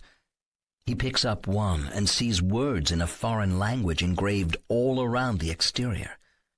In the bottom of the bowl shimmers no more than a tablespoon of clear liquid, which he supposes is aqua pura. He dips a finger, raises it to his lips, and licks away the single drop. The liquid has no taste, although the instant that it wets his tongue, he hears his sister's whispered yet urgent plea, "Crispin, help me." Startled, he lets the bowl slip from his fingers. He catches it before it can ring off the marble floor. He turns, but Mirabelle is neither in the bath nor in the room beyond. If she spoke the words, she did so at a distance, and he heard them not with his ears, but with his heart. After carefully setting the silver bowl on the floor, he returns to his sister's bedroom, where for the first time he notices that her teddy bears and other plush toys are gone. Mirabelle must have had 24 of them on the bed, the armchair, and the window seat. Not one remains. The shelves that once held her collection of picture books are empty. On her nightstand, where her Mickey Mouse clock once glowed with green numbers, there is nothing to tell the time. On a hunch, Crispin yanks open the door to her walk-in closet and switches on the light. Nothing hangs on the rods, and the shoe shelves do not contain a single pair. 7. Early December. 3 years and 4 months later. Since the close call on the recent Halloween night, Crispin and faithful Harley have been less bold, traveling more by green belts, alleyways, and storm drains than by the main streets. Entirely separate from the sewer system, the massive drains are not dangerous in dry weather. They are secret highways, shadowing the avenues and byways above them. Occasionally he encounters a rat or a pack of them, but they always run from him. City employees can reliably be spotted far in advance because of their work lights, and can be avoided by taking a branch different from the pipe in which they're doing maintenance. Initially, the boy and his dog were limited to entering and exiting the storm drain system by way of open culverts that sloped up from ditches and stream beds to join that subterranean network. Manholes and the perfectly vertical iron-rung ladders that serve them offer a great many more entrances and exits, including a number of discrete options in quiet alleyways and abandoned factory yards. But four-legged Harley can't use them.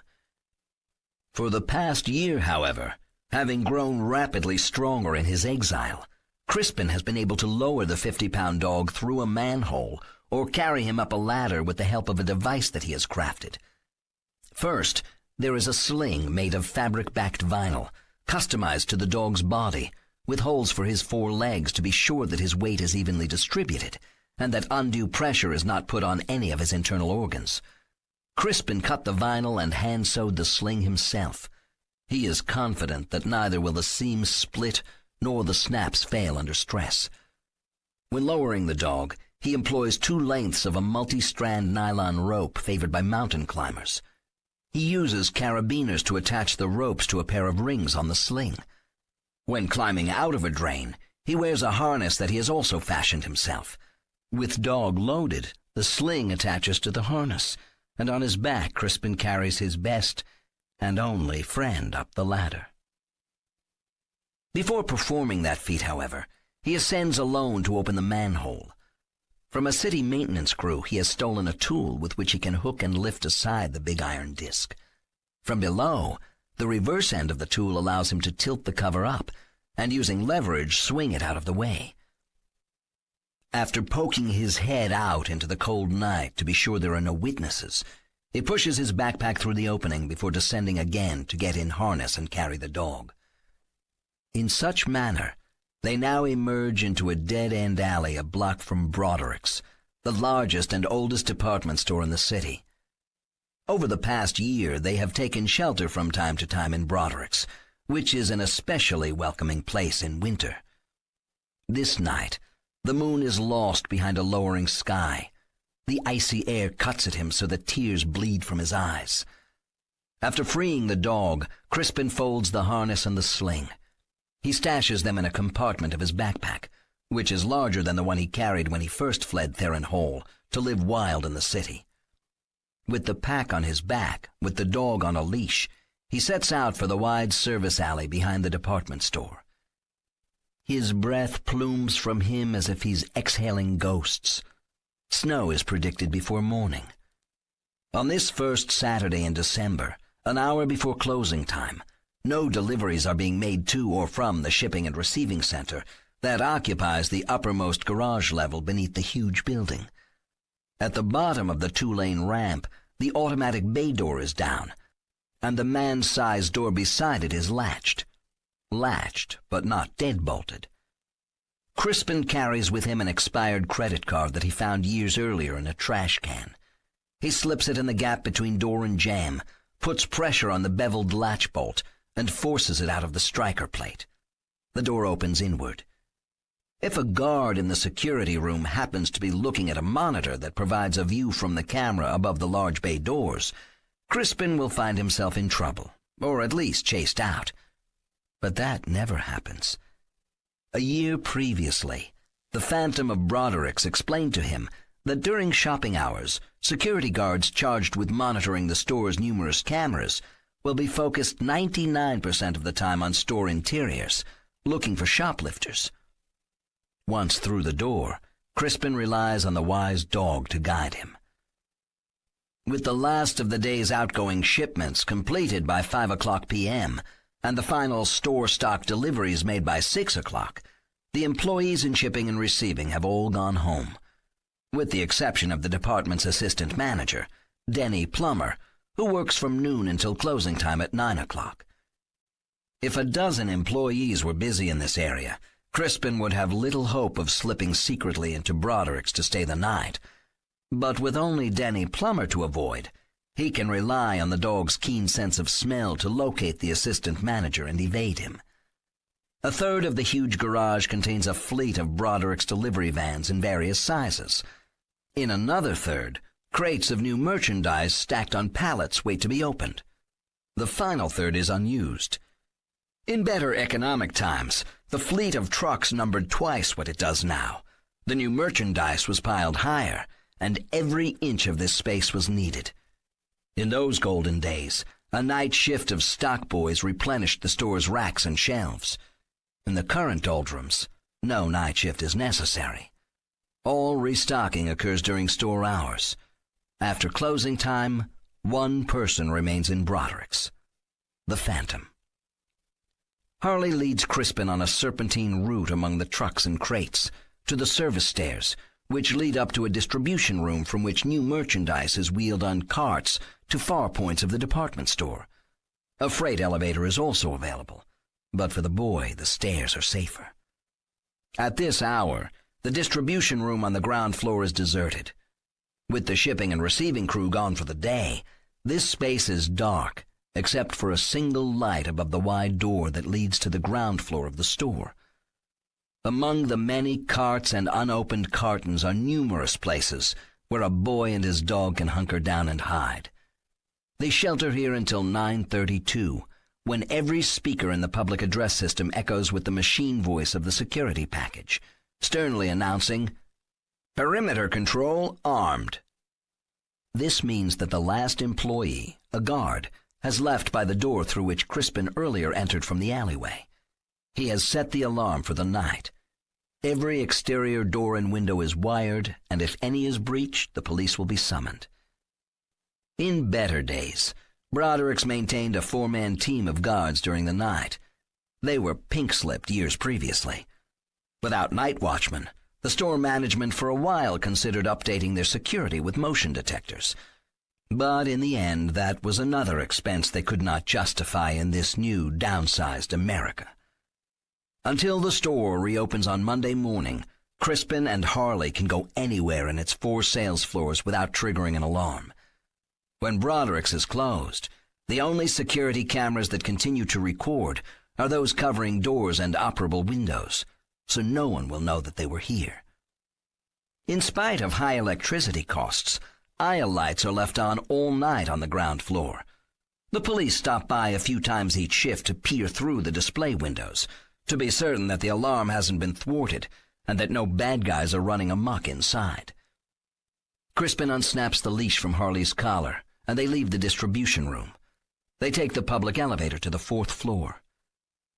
Up here are 3 departments: kitchenware, home furnishings, and bedding, plus Eleanor's, which is a restaurant named after the wife of the store's founder. Eleanor's is more than a coffee shop, less than a fine dining establishment. Open 6 days a week, it is popular with the ladies' luncheon crowd and with those who enjoy tea and pastries in the late afternoon. Dinner is not served, at least not with the knowledge of management. The restaurant is to the left of the public elevators. The pair of beveled glass French doors, which should be closed and locked, stand open. Past the hostess station, the dining room is dimly lit by the ambient glow of the great city, which enters by tall west-facing windows. Beyond the tables in one of the booths, a few candles in red glass vessels flicker pleasantly. Crispin is expected. With his disposable cell phone, he is called ahead to ask if he might be welcome for 2 nights. The phone comes with a limited number of minutes, but that is of no concern to him. The only number he ever calls is hers. This side of the hostess station, in the open doorway, stands the phantom of Broderick's.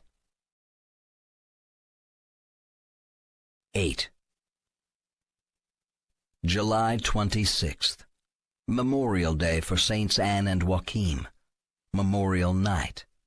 3 years and 4 months earlier.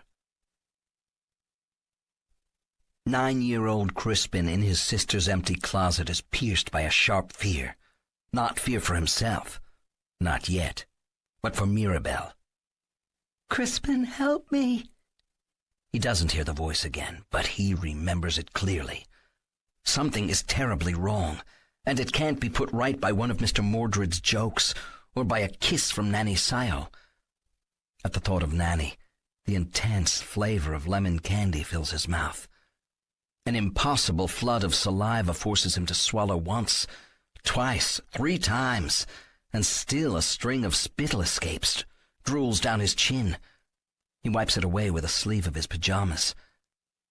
They have lived in Theron Hall for 6 weeks, and suddenly those days seem to have passed mostly in a haze. Looking back, he has only a vague sense of what happened on which day, as if time has no fixed meaning in this house. They have gone to bed and risen according to their desires. They have eaten only what they wish. Every toy they've wanted, and many they never requested, have been provided for them. They have been entertained rather than schooled, and their tutor with the horsefly birthmark has indulged them at every turn, always excusing and even encouraging their laziness. They have never left the house. In their 3 separate rooms, they are gradually being isolated, one from the other, as they already have been isolated from the outside world. None of that is how things ought to be. Crispin sees now that the past 6 weeks have been like a dream through which they have been drawn, as though responding to invisible strings attached to all their limbs. Crispin, help me. The sense of being in a dream only intensifies as Crispin finds himself at the door to Clarette and Giles's bedroom suite, without realizing that he has left Mirabelle's room. His mother and his new father have made it clear that they value their privacy, and that their quarters are strictly off-limits. Until now, Crispin has never tried their door. He assumes that it must be locked, but it is not. Stained glass and blown glass lamps pour out honeyed light so rich that he can almost taste it, and the velvet shadows remind him of a place he cannot name or quite remember, a place that somehow came before everything he's ever known. Of all the grand spaces in Theron Hall, this is the grandest of them all. The dazzling and intricate pattern in a colorful Persian carpet seemed to pull gently at his bare feet with every step that he takes, as though it might draw him down into it, into not just the threads that constitute it, but into it and also through it, as if it might be a secret gate to another world more real than this one. The draperies are so soft and hang in such elegant folds. The colors are so appealing. The fringe and tassels are so plush that no vista he might see through the windows behind them could compete. Here is the furniture of some greater royalty than mere kings, and an ornate mirror of such compelling depth that when Crispin stares past his reflection, the room appears too vast to be contained within Theron Hall, dwindling to infinity. He is overwhelmed by opulence, on the verge of vertigo, when once more he focuses on the velvet shadows in the corners, which remind him of some place he can't remember, a place that came before everything he's ever known.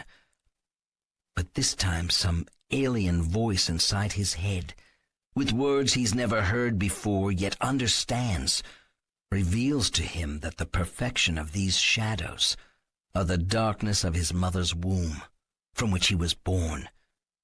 If he wishes to step into a corner and allow these shadows to fold around him, if he will wait here for his mother, upon her return she will take him back into herself, and he will know again the peace of being part of her, and eventually of being uncreated.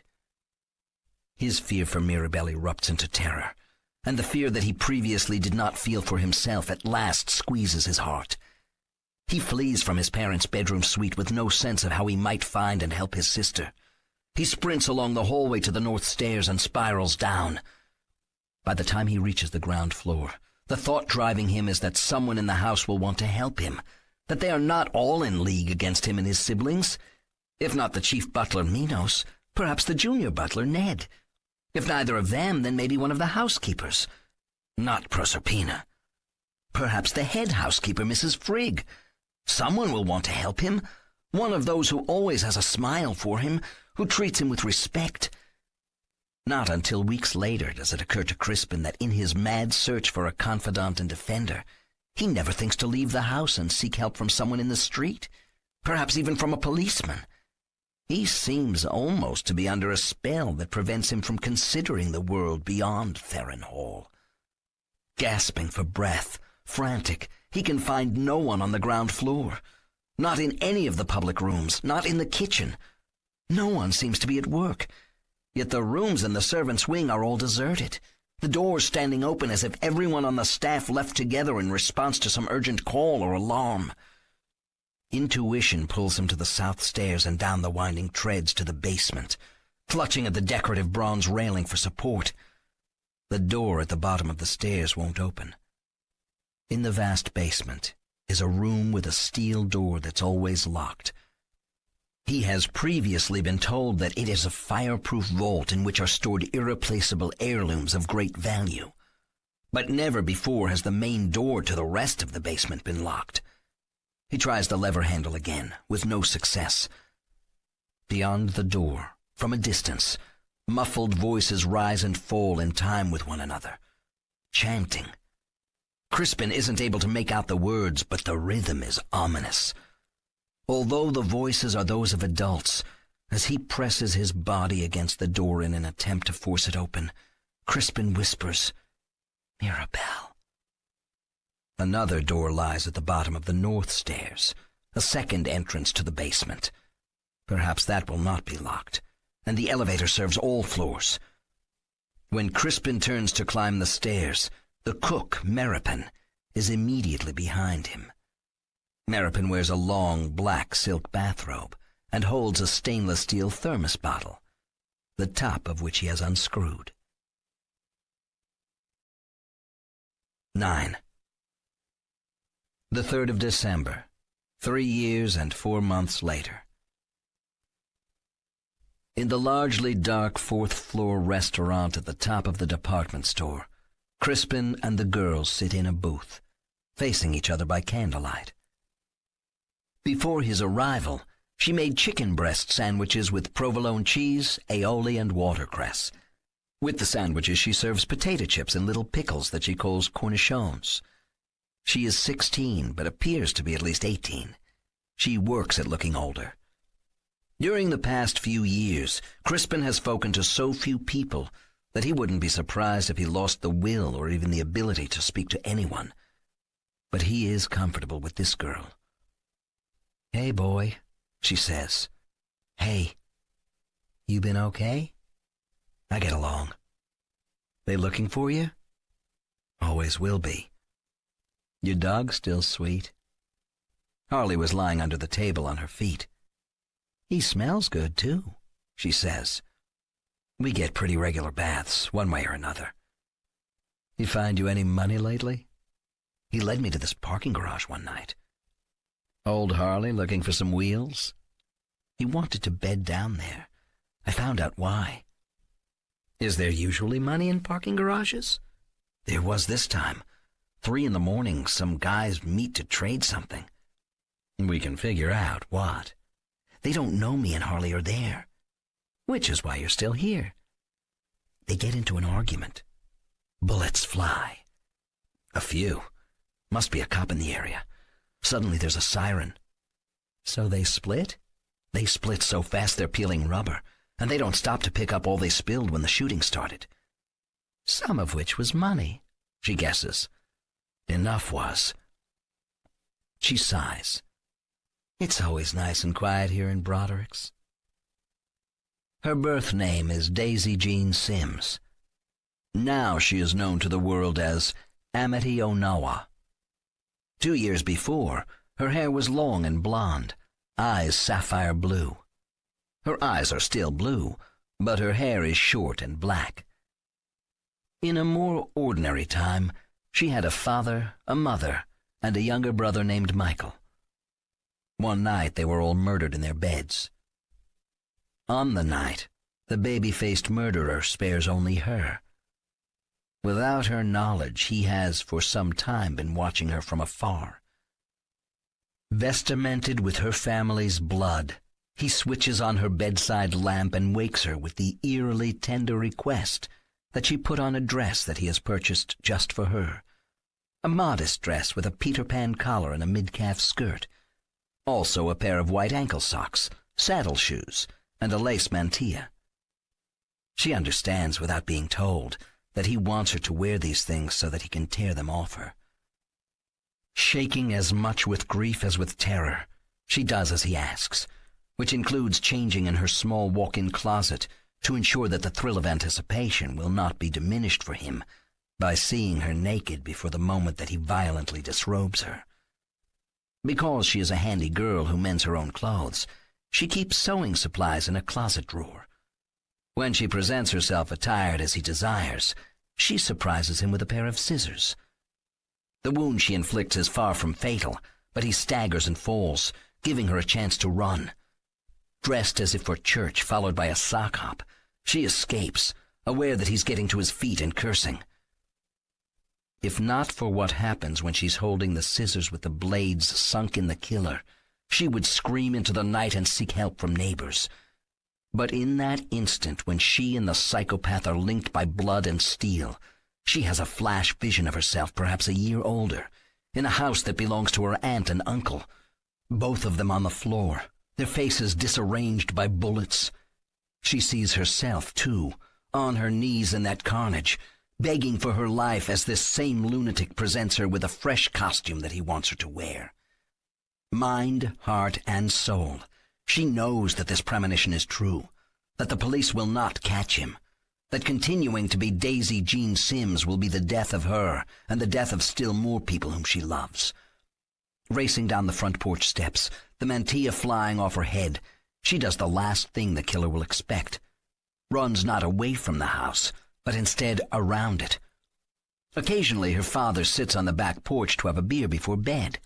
He isn't much of a drinking man, and if he has two, he sometimes forgets to lock the door when he retires for the night. Sure enough, it's unlocked, ajar, suggesting that the killer entered the house this way. She crosses the kitchen and warily peers into the downstairs hall. At the farther end of the house, the psychopath leaves by the front door. Now she proves that her mettle is second to none. Shuddering with terror, wrenched by grief, she makes her way to her parents' bedroom, where, in the company of the beloved dead, she locates her father's wallet and her mother's purse, taking what money they contain. Like many people in these uncertain times, her parents have purchased some gold coins, which are kept under the false bottom of a desk drawer in the den. She takes those 8 Canadian maple leafs as well, and then returns to her bedroom. Either she is half insane and reckless with anguish, therefore not thinking clearly, or she is thinking more clearly than she has ever thought before. She won't know which is true for a long time to come. She puts the coins and most of the money in a small suitcase and quickly packs jeans, sweaters. Because her all-white and dated outfit might call attention to her, she shrugs into a raincoat. Carrying the suitcase with her left hand, she has the fortitude to stoop and pick up the bloody scissors with her right, holding them ready in the event that the killer has been unwise enough to linger. She leaves by the back door, crosses the deep rear yard, hurries alongside the garage and through a gate into an alleyway. The moon that night is a crescent, and appears to be as sharp as the Italian kitchen knife that her mother calls a mezzaluna. 30 minutes later, in a deserted bus station bathroom, Daisy Jean Sims chops her long hair short. She changes into blue jeans, a sweater, a pair of running shoes. She purchases hair dye and a few other items at an all-night supermarket. Before dawn, alone in a public restroom in Statler Park, she transforms blonde to raven. The slaughter at the Sims house is not discovered until 2:15 that afternoon. Judging by his bloody handprints and a single shoe print, police believe the killer is a tall man with unusually large hands, physically formidable. Because his prints are found as well in Daisy's room, and because the girl is missing, the assumption is made that she has been kidnapped. Trusting that her shaggy black hair will, for the moment, serve as an adequate disguise, she visits the main city library, both with the hope that its quiet will settle her nerves, and with the intention to do some research. First, she reads about predictive clairvoyance, but those who have written on the subject generally treat it as mere fantasy, or as a possibility that has validity only because it might be predicted by some more liberal interpretations of Jungian psychological theory, whatever the hell that might be.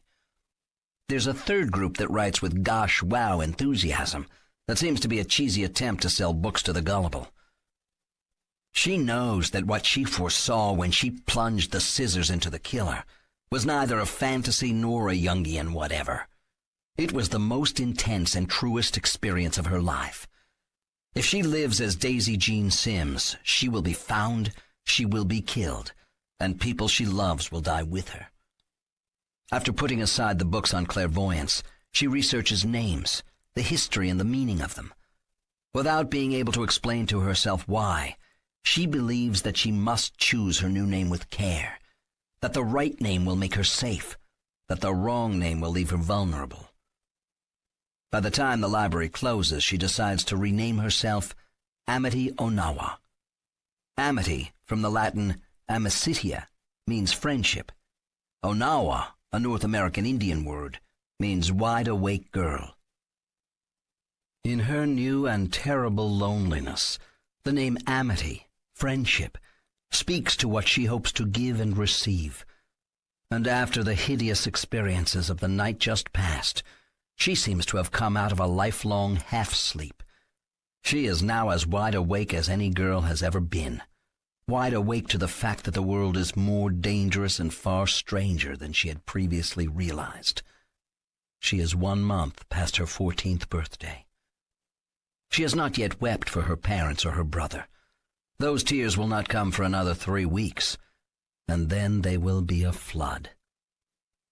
Now, more than 2 years later, Amity, who also calls herself the Phantom of the Broderick, sits in a restaurant booth with Crispin, eating a tasty chicken sandwich and drinking a Coke. She is 16. He is 12 and counting down. At their age, 4 years is a chasm, but it's bridged by their shared awareness that the world is a more mysterious place than most people wish to acknowledge. Amity asks, "You still sometimes hear a voice saying you can undo what was done? Save them both?" "Sometimes. Been hearing it since I was 9. Almost 13 now. Still don't know what it means." "Birthday boy," she says. "Tomorrow, right?" "Yeah. The big 13, she says. "Glad to be here." Under the table, Harley chuffs. "Lucky 13, she says.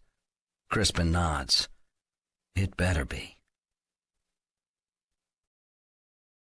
10. July 27th, 3 years and 4 months earlier. Crispin wakes at 11:31, blinking at the digital clock, not sure if it's nearly midnight or noon. Daylight behind the draperies solves that puzzle. He doesn't remember going to bed. In fact, he doesn't remember much of anything after the previous evening's dinner of tortilla soup and chicken nachos. As he sits up against the headboard, trying to clear his mind, someone knocks on the door. He says, "Come in," and the maid named Arula enters pushing a breakfast cart, as if she intuited that he would sleep later than ever before and would wake precisely at this time. The kitchen has sent up enough of Crispin's favorites for 3 breakfasts: a silver pot of hot chocolate, from the spout of which rises a fragrant steam. A buttered English muffin, a chocolate chip muffin, and an almond croissant. A generous bowl of fresh strawberries with brown sugar and a little pitcher of cream. A fat, sticky bun crusted in pecans. In the warming drawer of the cart, if he should want them, are banana pancakes with maple syrup on the side. In her own way, Arula is as pretty as the other housemaids. It's amazing how pretty they all are, and always friendly. As she opens the draperies to let in the morning light, she tells him that the day is warm. The bluebirds this year are bluer than they have ever been, and Mr. Mordred will be convening class today only from 1 o'clock until 4 in the library. Surveying the offerings on the breakfast cart, Crispin feels slow-witted, fuzzy-minded. Although he has never been a moody boy, he is for some reason out of sorts. He complains that he can't eat so much. You'll have to give part of it to Harley or someone. Returning to the bed, Arula says, "Pish-posh, dear boy. These are your favorite things, and your brother has his own. Eat what you want, and we'll throw away the rest. You're a good boy. You deserve to have choices." It seems such a waste. Nothing is wasted, she assures him, if even the sight of it gives you pleasure.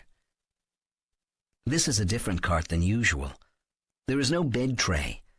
The top of the cart itself swivels over the bed, conveniently presenting all these delicious items within easy reach. After adjusting her uniform blouse, Arula sits on the edge of the bed, grabs one of his feet, which is under the blankets, and gives it an affectionate squeeze. "You're a fine and thoughtful boy, worrying about wasting things." Although his memories of the past evening remain shapes in a fog, Crispin remembers something from the previous afternoon. "Why did you bathe Mirabelle in milk and rose petals?" Only after he asks the question does he remember that he knows of this event because he and Harley were eavesdropping.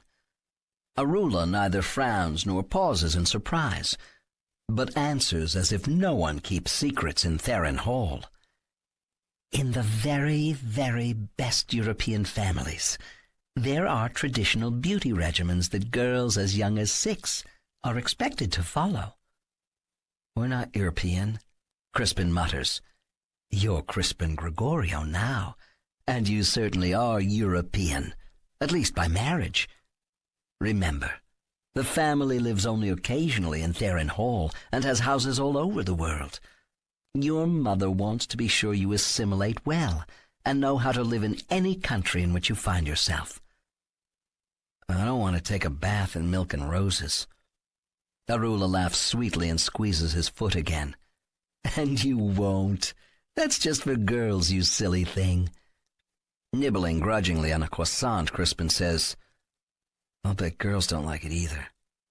"Mirabelle loved it. Girls like to be pampered." "I'm going to ask her, and I'll bet she didn't like it." "By all means, ask her the first time she calls from France." Confused, Crispin says, "What do you mean, France?" "Well, if you weren't such a terrible sleepyhead, you'd know. We'll all be going to France in October. This morning, Minos and Mrs. Frigg flew to Paris to prepare the house there, and Mirabelle went with them." The filling of almond paste in the croissant, which has been sweet, suddenly seems bitter. He puts down the pastry. "Why would Mirabelle go to France before the rest of us?" "There's no bedroom in the Paris house suitable for a little girl," Arula explains. "Mr. Gregorio wants his daughter to be as happy as possible. He's authorized the expenditure of whatever is necessary to give her the most wonderful bedroom suite that she can imagine. She needs to be there to make choices." "That doesn't sound right," Crispin says. "What doesn't?" He frowns. "I don't know." Her hand moves up his leg, and she squeezes his knee through the blanket. "Oh, it's right as rain. Mr. Gregorio is a generous man." "What about me and Harley? Where are we going to sleep when we get there?" The Paris house already has bedrooms suitable for boys. You'll be quite happy with yours." He has been sitting up to the breakfast selection. He slumps back against the mound of pillows. "I don't want to go to Paris." "Nonsense. It's one of the greatest cities in the world. You want to see the Eiffel Tower, don't you?" "No." "I swear," Arula declares, letting go of his knee and rising from the bed, "you must have taken a grumpy pill this morning. Dear boy, France is going to be a grand adventure. You'll love every minute of it." "I don't speak French." "You don't have to. All over the world, everyone who works for Mr. Gregorio speaks perfect English, as well as other languages. When you leave the house in Paris, there will always be a companion with you to translate. Now eat something for breakfast, child. I'll be back to collect everything later." When he's alone, Crispin pushes the cart aside, flings back the covers, and gets out of bed. He restlessly walks the room, stopping repeatedly at the windows to gaze out at the city. Having remembered spying on his mother, Mirabelle and Proserpina in the sewing room, the boy knows there is something else that he has forgotten. It eludes him. Finally, he recalls Nanny Sayo visiting him and his brother briefly during dinner to report that their sister had a migraine and would eat in her room after the headache passed. "Don't worry, Mirabelle will be fine, but you must not bother tonight." He remembers going to bed before 9 o'clock. He wasn't sleepy. When Nanny checked on him, he pretended to be deep in dreams. After she left, he had watched the bedside clock count down to 9:30. He remembers nothing after that. Nothing. So he must not have been as awake as he thought. He must have gone to sleep after all. In the bathroom, he turns the water in the shower as hot as he can stand it. He steps into the large cubicle, closes the door behind him, and inhales deeply of the billowing steam. The soap produces a rich lather. He always uses a washcloth to soap himself, but suddenly he realizes that he is using his hands instead. For reasons he can't quite put into words, he is embarrassed to be touching himself in this fashion, and he resorts to the washcloth as usual. The shampoo makes an even richer lather than does the soap, and as he washes his hair, he closes his eyes because sometimes the suds sting them. As always, the shampoo smells vaguely of carnations, but after a moment the scent changes to that of lemons. This fragrance is so extraordinarily intense and so unexpected that reflexively Crispin opens his eyes, and as he does, he thinks he hears someone speak his name. The water drumming, splashing on the marble floor, the constant slish, slish, slish of it, echoing back and forth off the 3 glass walls, creates such a screen of noise that he wouldn't hear someone speak unless the speaker shouted or was in the shower with him. This voice is not a shout, but a murmur. The sting of shampoo blurs his vision, and the whirling steam further hampers him. But as he turns in place, squinting at the bathroom beyond the glass walls of the shower, he glimpses a hazy figure, someone watching him. Shocked by this intrusion on his privacy, he wipes at his eyes with both hands, sluicing the suds from his lashes. When his vision clears, no one is watching him after all. He is alone in the bathroom, and the visitor must have been a figment of his imagination, a trick of light and steam. Dried off, dressed, he is suddenly famished. He eats the fresh strawberries and cream, the English muffin, the croissant, and the sticky bun with pecans. He drinks most of the hot chocolate, taking his time, savoring every sip. He's 15 minutes late for lessons in the library, but Mr. Mordred never expects punctuality. Harley has news. "Mirabelle called from Paris." Crispin shakes his head dismissively. "She can't be in Paris already." "Well, she is," Harley insists. "They left very early," Mr. Mordred says, "but in fact they aren't there yet. Mirabelle called from Mr. Gregorio's private jet, somewhere above the Atlantic. She's on a jet, Harley said, thrilled by the idea. She says it's super great. Are you sure it was Mirabelle? Crispin asks his brother. Of course it was. How do you know? Just because she said so? It was her. I know Mirabelle. Harley is 7 and gullible. Crispin is 9 and feels that he is not just 2 years more mature than his little brother, but 3 or 4 or 10. Why didn't she call me? 'Cause she wanted to talk to me, Harley says with pride. She'd want to talk to me, too. But you were snoring your head off or stuffing your face or something, Harley says. I'm sure she'll want to talk to you the next time she calls, Mr. Mordred assures Crispin. Now, what should we do to start? Should I read you a story or teach you some arithmetic? Harley doesn't hesitate to consider. Read us a story. As Mr. Mordred chooses from several books, Crispin stares at the horsefly birthmark on his left temple. He thought he saw it move just a little. But it isn't moving now.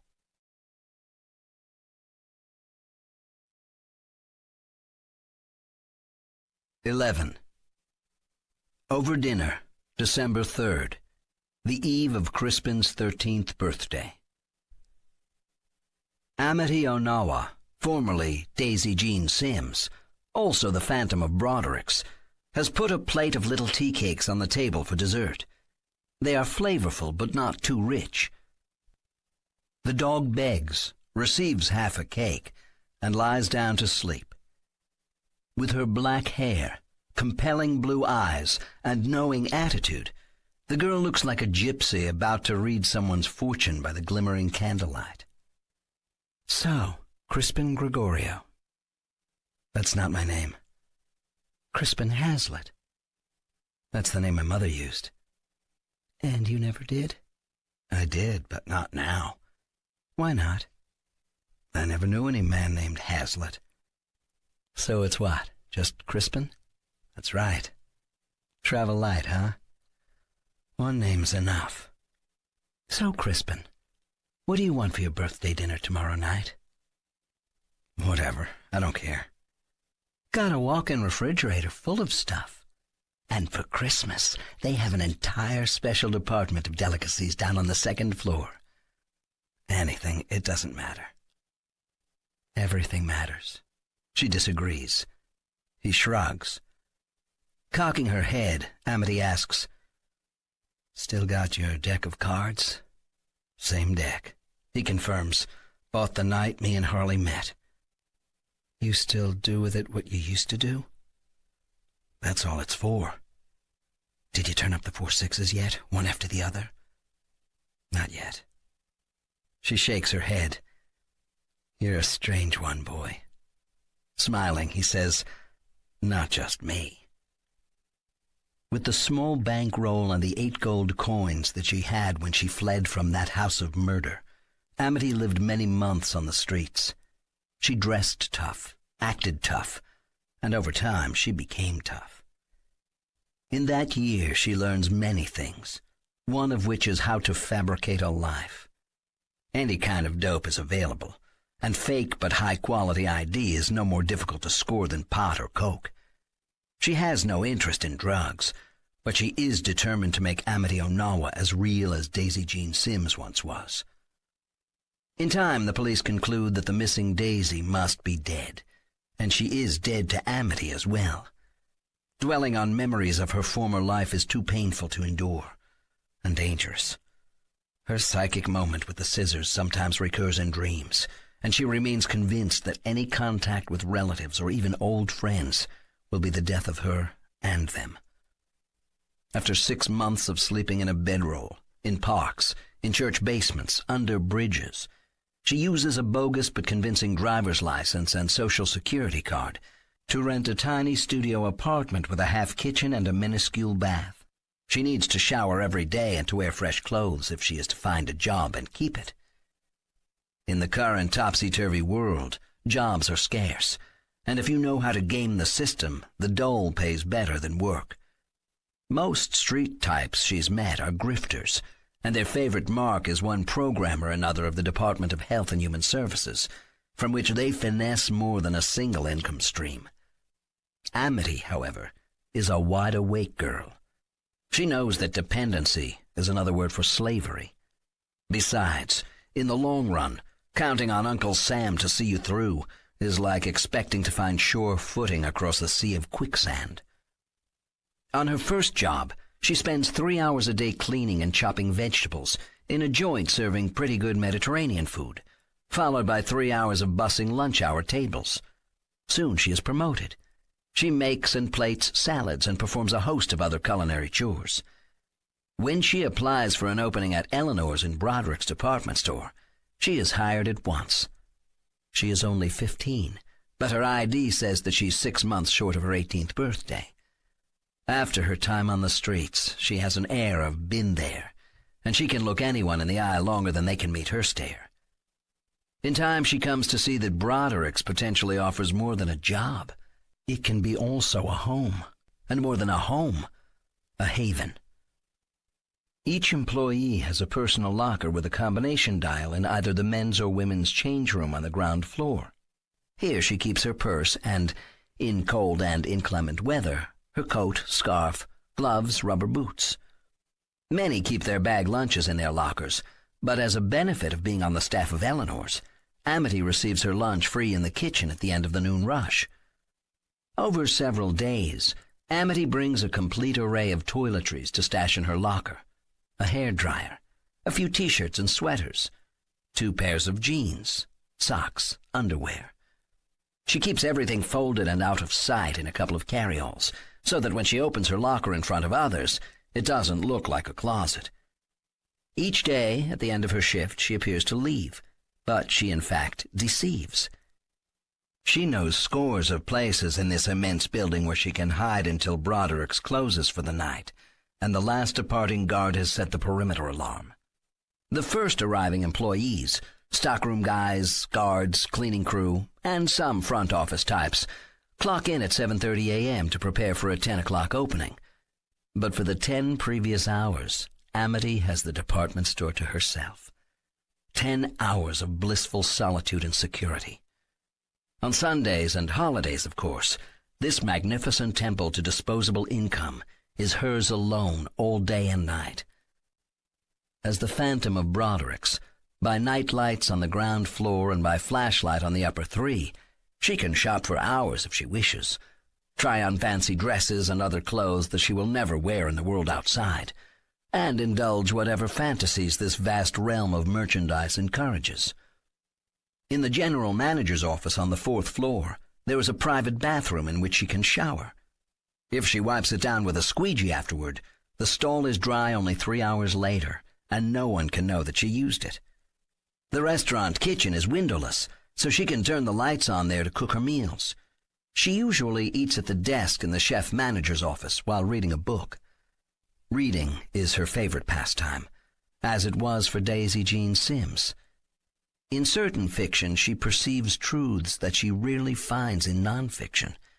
Therefore, in her quest to better understand the world and the meaning of her life, she reads those novels that suggest a world of wonders, dark and light, forever unfolding for eyes willing to see. If she gets hungry for fresh cashews or fine chocolates, the nuts and candy counter on the ground floor offers a smorgasbord. She takes nothing but food from Broderick's, and she pays for it by organizing tables of sweaters and pants and other clothing that the day's shoppers have left disarranged, by better cleaning places that the store's own maintenance crews have left less than spick and span, and by making sure that Eleanor's, in particular, sparkles. During the 14 months that she has lived mostly here, she has kept her tiny studio apartment as a mail drop and a place to do laundry. Her days off are Sunday and Monday, but she leaves the store only on the 2nd of those days. Monday nights she sleeps in her apartment, and she yearns to be once more in Broderick's. She has chosen this way of living not to save money on rent, but in the hope of finding again the security that she knew before her family was slaughtered. Life on the streets has toughened her, but it has not restored the sense of stability and permanence that she once enjoyed. Perhaps even Broderick's can't give her back that most precious aspect of her childhood. But alone within its walls, she feels safer than she feels elsewhere. Except on those occasions when Crispin pays a visit, her only company is who she meets in books, as well as, in various clothing departments, a community of mannequins, none of whom can rob her of her virginity or kill her. She enjoys over 380,000 square feet of living space, surely the largest home in the world, and the longer she lives here without incident, the more easily she can make herself believe that this place is not merely a home, but also a fortress. The first time Crispin sneaked into Broderick's with his dog, before closing time, he might not have made it safely through the morning without setting off an alarm or being caught on his way out. Thanks to Amity Onoa, he now knows how to come and go with almost as much stealth as the spirit of a 9 times dead cat. And now here they are, friends for almost a year, and except for Harley, each of them is the other's only confidant. Over the final little cakes, Amity says, "I saw your mother at tea with some women about 2 weeks ago." "What? Here?" "At that table," she says, pointing. "I thought you worked in the kitchen." "Sometimes now, if a waitress drops out of a shift at the last minute, I take her tables." "What did you think of her?" "She's even more beautiful than her pictures, and very sure of herself." "Don't ever serve her again," Crispin warns. "Serving one of them in any way, well, it gives them a hook in you, I think. They can pull you into further and darker services if you're a fish on a line." "I don't believe I'd be that easy. Anyway, I doubt I'll ever have another chance to serve her. Certainly not soon. I overheard her tell the other women that she and your stepfather were jetting off to his home in Rio the next day for an extended stay. No mention of her children, I suppose. She said you, Harley, and Mirabelle were doing well in boarding schools in London." "Jolly good," Crispin says sourly. "Will you ever confront her?" "She'd kill me on sight." "Or you her." "I might." "And now that Theron Hall is empty?" "A few staff will still be there, 3 or 4. But mostly empty." Amity persists. Crispin favors silence. She reminds him, "You told me once that something happened there that you need to better understand. Something you need to go back and see again." "Not yet." "When?" "When the cards tell me it's safe." "Have you consulted them recently?" "No." "Are you afraid?" "Everyone should be afraid." After a long silence, Amity says, "There's a cool display in the toy department. You've got to see it." As Amity slides out of the booth, Crispin says, "You mean now? I didn't know you had a busy schedule tonight." He gets up to follow her, and she points to the wall of tall windows. "Look, snow. So beautiful." With the dog between them, they cross the room and stand at the huge panes of glass. The first flakes are as large as silver dollars and look as soft as little pillows. The heavens shed their bedding on a city seeking sleep, crystalline goose down spiraling through darkness, through the million feeble night lights of a civilization, always one dawn away from obliteration. 12. Crispin is 9 and under the influence of a malign spell, following Mirabelle's flight to Paris. Only much later will he think of himself as spellbound, but whether that is the truth of his condition or not, he passes August and September that year in a curious state of detachment, with little energy for a boy his age. He reads books that he enjoys, but days later he can barely remember the stories. He plays board games and card games with Harley, but he doesn't care or recall who wins. He sleeps a lot, daydreams when he isn't sleeping, and finds himself some nights and afternoons in Harley's room, sitting bedside, watching his brother sleep. Mr. Mordred still homeschools them, but he teaches with less diligence than ever, and requires of them no homework. Sometimes Crispin feels as if the tutor does not intend to educate them, only to maintain a pretense of education, that there is nothing for which they will need an education. For a while, Harley continues to search for the 3 white cats, but by mid-August he loses interest in that quest. Crispin sees little of his mother, less of his stepfather. Those infrequent encounters support the exceedingly bizarre perception he has that Theron Hall is much larger than its official square footage, and that it is growing bigger all the time. He sees much of Nanny Sayo, both waking and in dreams. In the waking world, she is always affectionate toward him and respects her role as a surrogate parent. In dreams, she is usually the same as in real life, though now and then a sudden wildness overcomes her and she springs on him, tearing at his clothes and nipping at his throat without breaking the skin, all in such a way that frightens Crispin, but also strangely excites him. Sometimes the dream nanny looks exactly like the real woman, but at other times she will have one different feature. This time the yellow eyes of a lizard, the next time reptilian teeth or scaly hands with beautiful pearly claws. Mirabelle telephones again from Paris, once in late August and once in mid-September.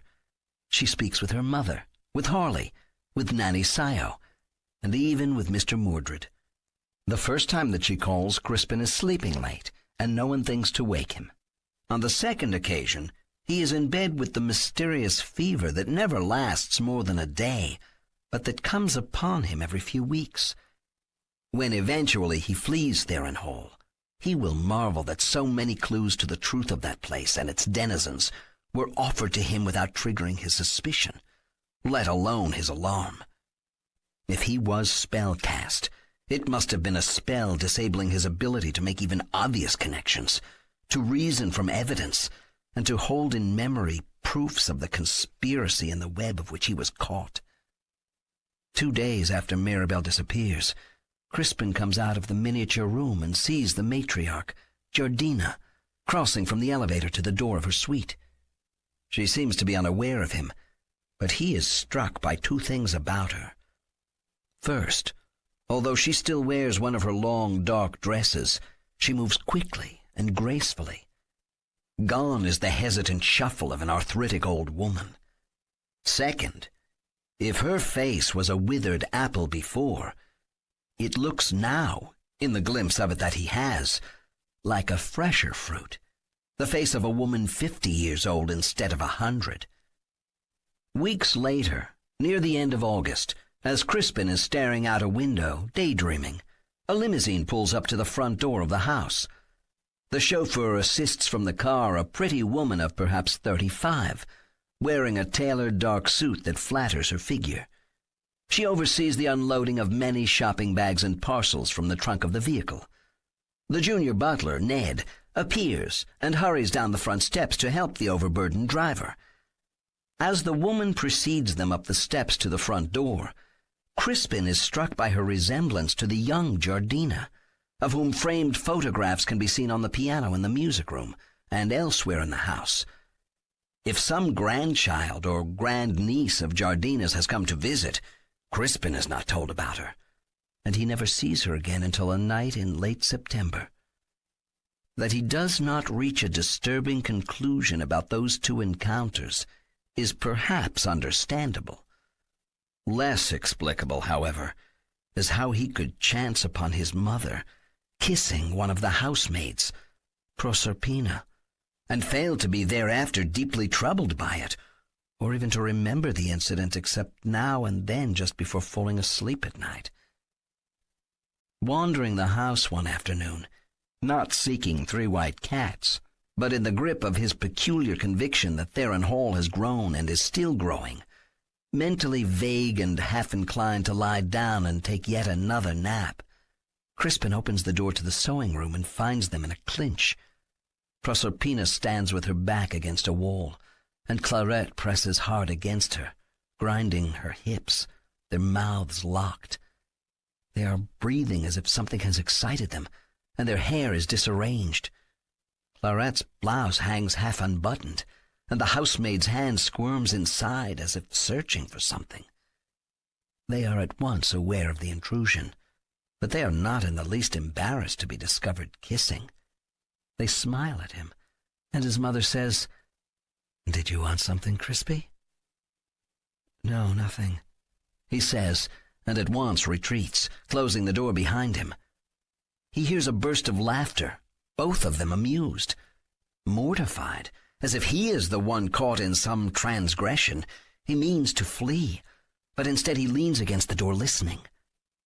"By the way," his mother tells Proserpina, "the dates have been chosen.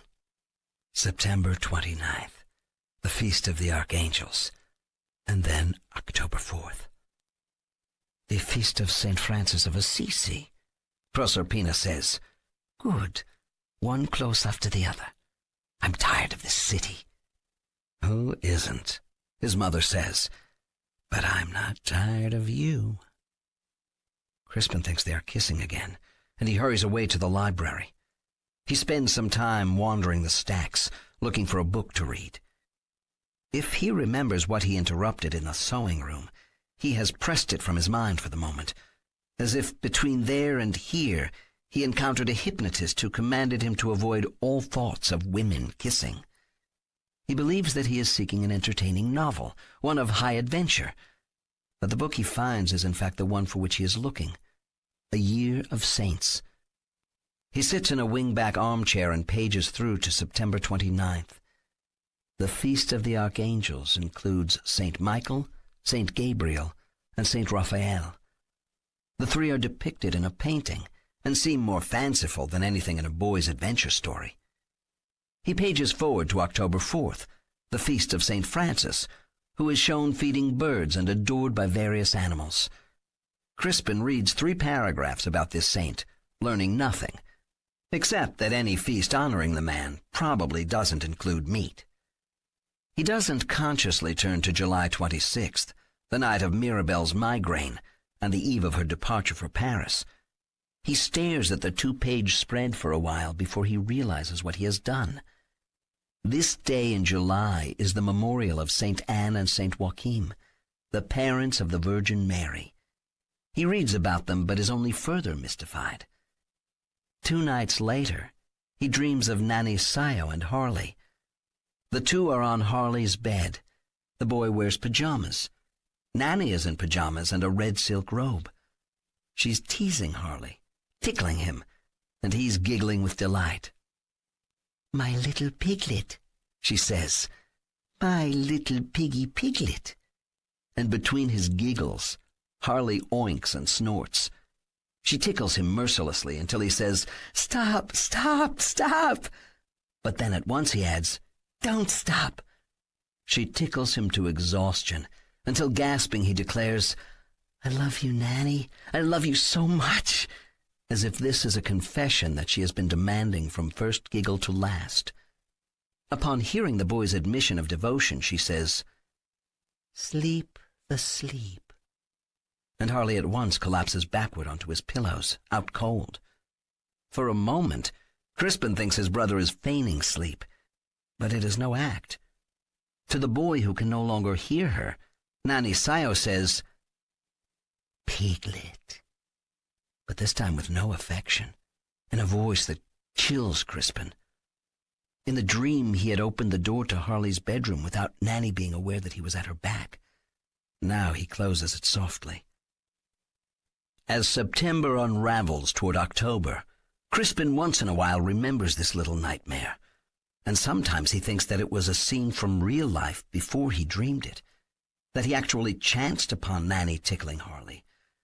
Perhaps he has forgotten the event itself in favor of remembering it as a dream, because the real moment was too disturbing to consider. But that seems unlikely.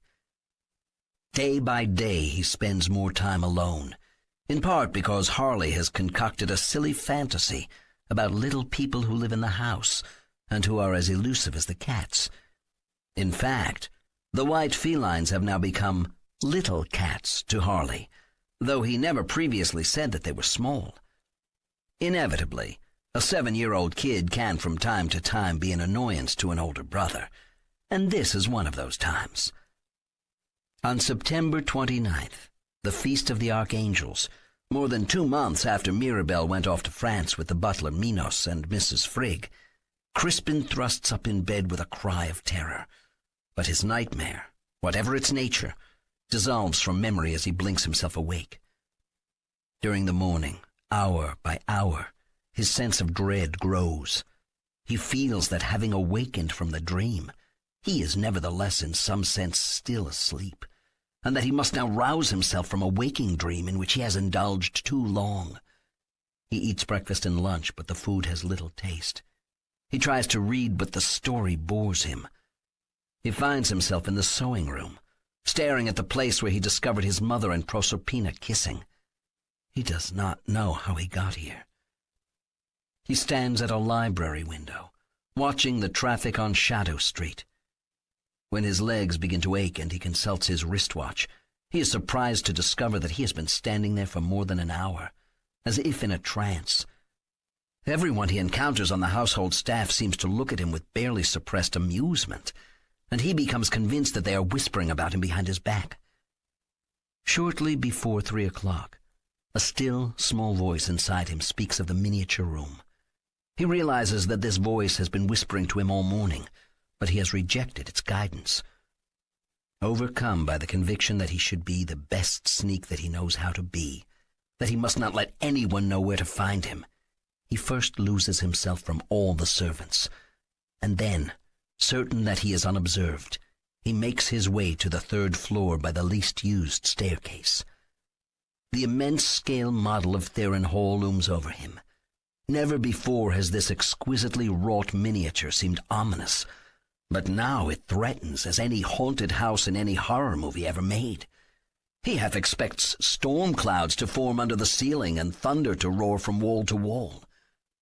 He first intends to ascend the ladder and study the structure from the highest floor to the lowest. But intuition, or something more powerful and more personal, draws him to the north side, where he has to bend down slightly to peer through the window at that end of the main hall on the ground floor. Upon entering the room, when he switched on the overhead lights, all the lights in the model came on as well. Intricate 9-inch diameter crystal chandeliers that are 3 feet across in the real house, 3-inch high sconces, blown glass lamps as short as 2 inches, and stained glass replicas as tall as 6. For a moment, everything in the 35-foot hallway, which end to end is 140 feet in the real house, looks exactly as it always has, and as it should. Then movement startles Crispin. Approaching along this corridor is something low and quick. 2 somethings. A pair of white cats. Each cat might be a foot long in real life, but 3 inches here. They are too lithe, too fluid to be mere mechanical creations. On a flurry of paws they ripple toward him, but abruptly they cross the hall and disappear through the open doors of the drawing room. Electrified, fully awake as he has not been in weeks, Crispin quickly circles to the west face of the miniature mansion, finds the drawing room, and discovers 2 snowy cats, no bigger than mice, on the window seat, peering out at him through the tiny panes of the French windows. 13. December 3rd, the last night of Crispin's 13th year, his 14th ahead of him if he can survive it. Boy, girl, and dog take the elevator down from the 4th to the 2nd floor, where, among other temptations to the wallet, waits the toy department. Unable to be price competitive with discounters like Toys R Us, Broderick stocks exotic and expensive items not found elsewhere, but still moves the more ordinary items at Christmas by making of the toy department a wonderland of highly decorated trees, animated figures, snow scenes, and 10,000 twinkling lights. The space given to this department triples with the season, and many people in the city consider it a tradition to visit the display after their children have moved away from home, and even if they don't have grandchildren to spoil. Even seen by flashlight, with the leaping reindeer stilled and the capering elves frozen in place in the fake snow, this world of toys is nevertheless impressive.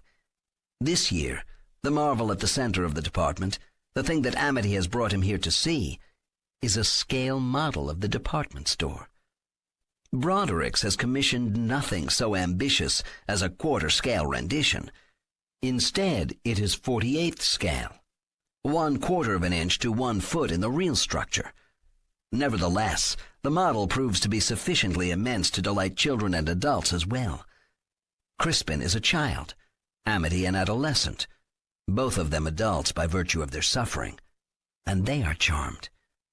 Even Harley rises up with his forepaws on the support table and pants with apparent admiration. The detailing is not as impressive as the obsessive workmanship in the miniature room at Theron Hall, though it is so well done that it's magical in its own right. This approximately 8-foot square reduction of Broderick's is not the sum of the display.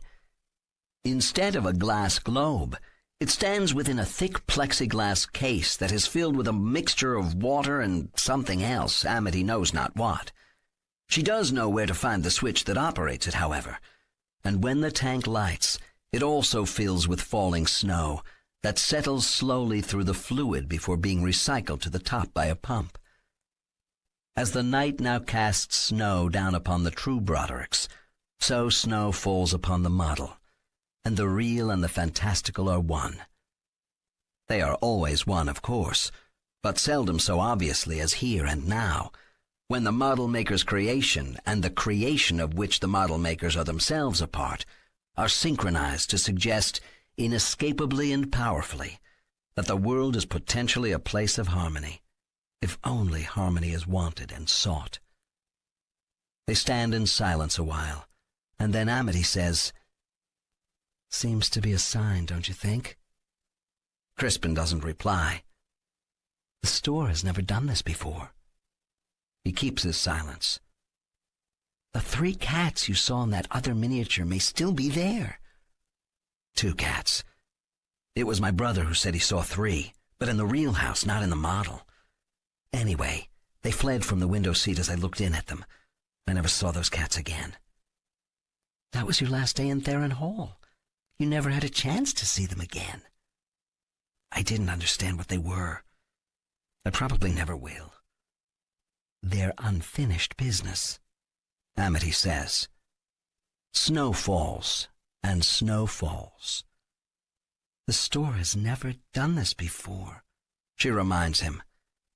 Broderick's stands here within Broderick's, and both turn with the turning world.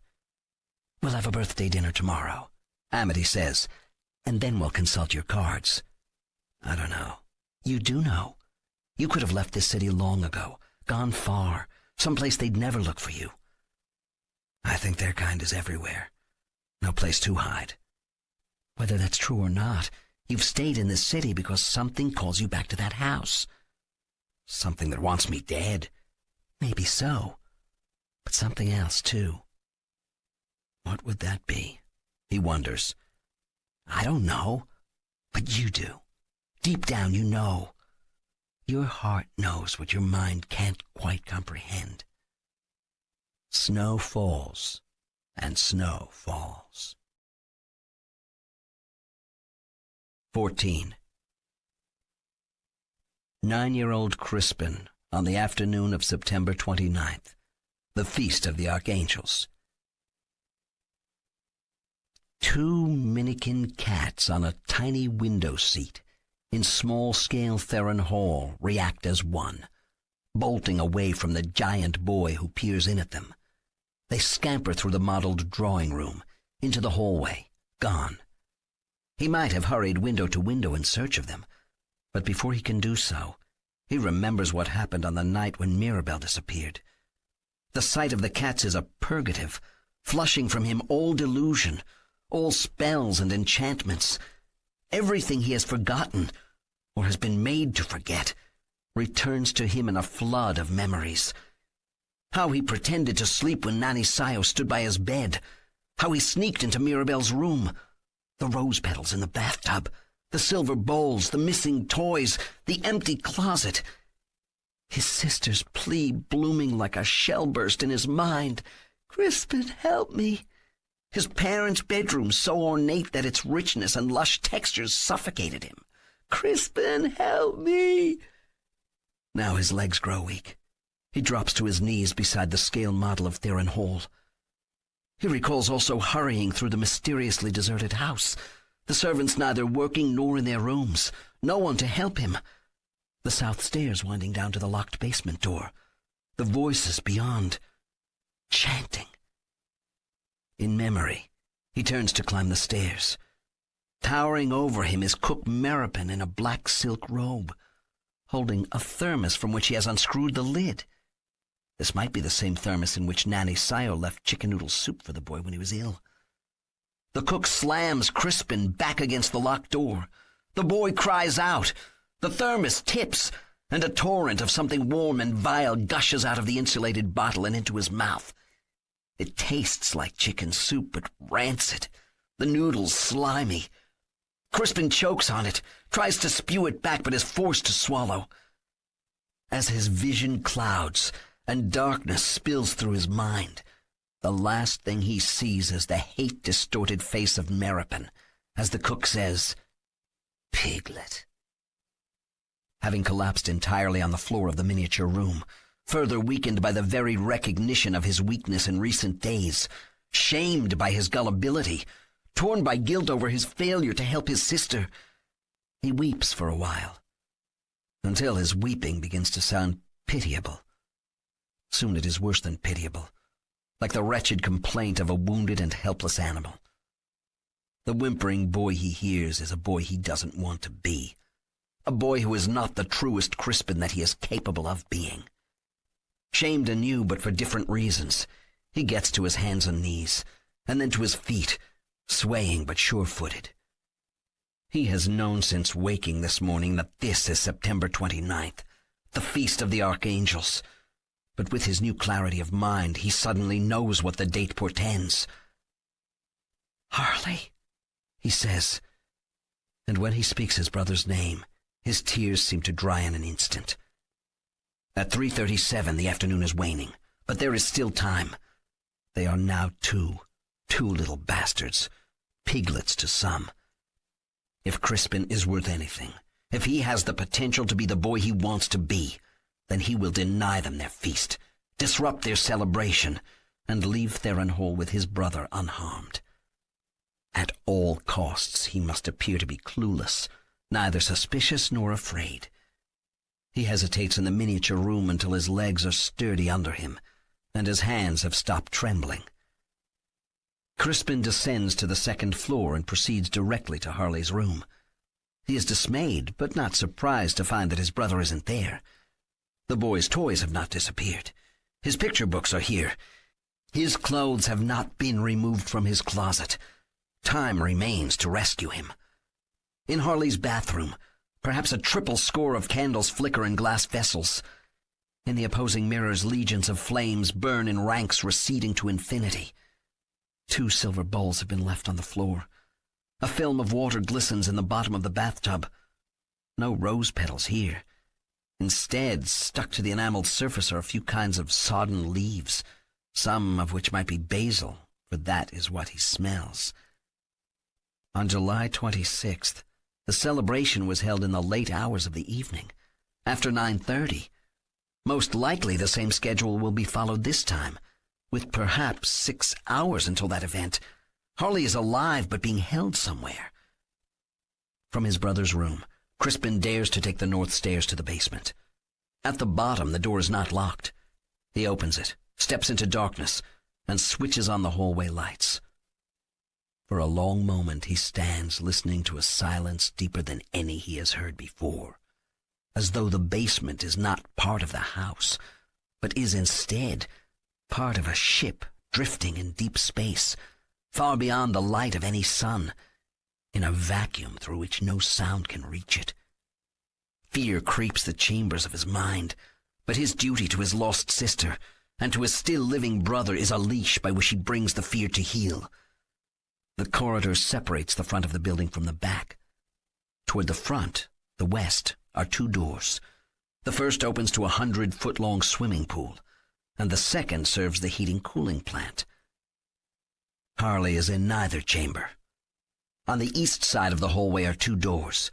Behind one is a storage room, and Harley is not there either. Judging by the dimensions of the storage room, the space behind the next and final door must be about 80 feet by 35. This huge chamber is accessed not by a simple metal fire door like all the others, but by a cold slab of stainless steel hung on a continuous barrel hinge. It is locked now, as always. When he raps one knuckle against the door, it sounds solid enough to stand against battalions with sledgehammers, an impossible challenge for a 9-year-old boy. If Harley is in there, he is lost. Leaning his forehead against the steel, however, Crispin convinces himself that the boy is not yet in this mysterious room. He is certain that he would know if his brother was this close and restrained. He would surely feel some of Harley's despair. He turns out the lights and retreats to the ground floor. By the time he reaches the library, he decides that he must call for help. But call who? Giles Gregorio might be the richest man on earth, and Clarette says that he is friends with not just the chief of police and the mayor, but also with kings and presidents all over the world. Crispin is a mere boy, with no money of his own, with no friend but his brother. Firemen. Firemen are brave. They risk their lives for people. Maybe a fireman would believe him. In the library, after ascertaining that no one lurks among the maze of stacks, he snatches up the telephone handset to call the fire department. No dial tone. He repeatedly depresses the plungers, but the line remains dead. He doesn't need to go room to room trying other phones. He knows they will all be useless to him. Clarette, Giles, and members of the staff have cell phones, but Crispin would have to be invisible to slip among them and steal one. Before coming to Theron Hall, they didn't have computers, but they never used those here. Mr. Mordred has not taught them, and Crispin doesn't know how to send an email. From a library shelf he snares a book, another boy's adventure novel. He doesn't intend to read it, only use it as a prop. The immense mural of Alexander Solzhenitsyn on the front wall of the Russian-American Community Center. The huge cast medallion of America's 16th president embedded above the main entrance of Lincoln Bank on Main Street. A cross or a serviceman's medal worn around the neck will not provide invisibility. The symbol needs to be of substantial size to be effective, as if the noble efforts and the determination of those who created and erected it are as important as the symbol or image itself. And Jardina's suite on the 3rd. If he thought Jardina might be out shopping, he would risk entering her domain. But in light of the approaching celebration, the matriarch is almost certainly at home. Preparing. He suspects that Harley isn't in Jardina's suite, or locked in one of the servants' room.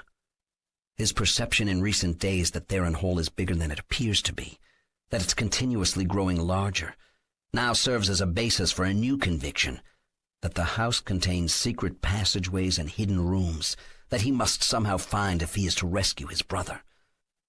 At 6 o'clock, he is in the children's dining room, as they expect him to be, pretending to read his novel at the table, when Arula enters with the serving cart. "I don't know where Harley is," Crispin says.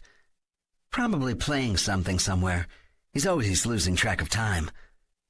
"Oh, I guess no one told you," Arula says, as she sets his plate before him. "The poor thing had a toothache. Your mother has taken him to the dentist." "Do dentists work this late?" For a child of a man as important and admired as Mr. Gregorio, people are willing to make all kinds of exceptions. After Arula leaves, Crispin stares for a while at his food. 2 chili cheese dogs and French fries. He will never eat another bite of anything prepared in Theron Hall. Anticipating a visit from Nanny Sayo, Crispin conceals an entire chili hot dog and a torn-off piece of the other one, plus a handful of fries, in a drawer of the sideboard between folded tablecloths. He returns to his seat and wipes his messy hand on his napkin. Soon Nanny appears. She is already dressed for bed in black silk pajamas and a red silk robe. He is holding the prop book in his right hand, pretending to have paused in his eating, riveted by the tale. "Sweetie, you'll get sick eating so fast." "I'm starved, and it's really good," he says, hoping that she isn't suspicious. She pulls out the chair next to his, turns it sideways, and sits facing him. "What's the book about?" Eyes riveted to the page, he says, "Pirates." "Exciting, huh?" "Yeah, sword fights and stuff." She lays her right hand on his right arm. "I love a good story, and you read so well for a boy your age. Maybe we could snuggle in bed together, under the covers, just the two of us, and you could read to me. Wouldn't that be nice?"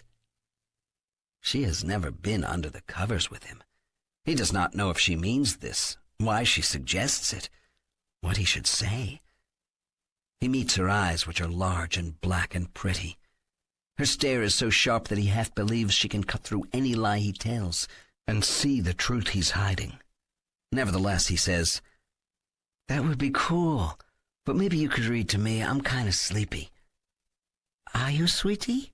she asks. "So early?" He stifles a phony yawn. "Yeah, I'm really bushed." "I'm sure you are," Nanny Sayo says as she glances at his plate. She meets his eyes again, her right hand now tenderly massaging his arm. "Maybe you can read to me tomorrow night. Nanny's tired too." She's lying. Crispin's surprised at how obvious her lie is to him. He is not sleepwalking anymore. He's alert. She isn't tired at all. She's excited and barely able to contain her excitement. Over 2 months have passed since July 26th, the night they took Mirabelle down to the basement.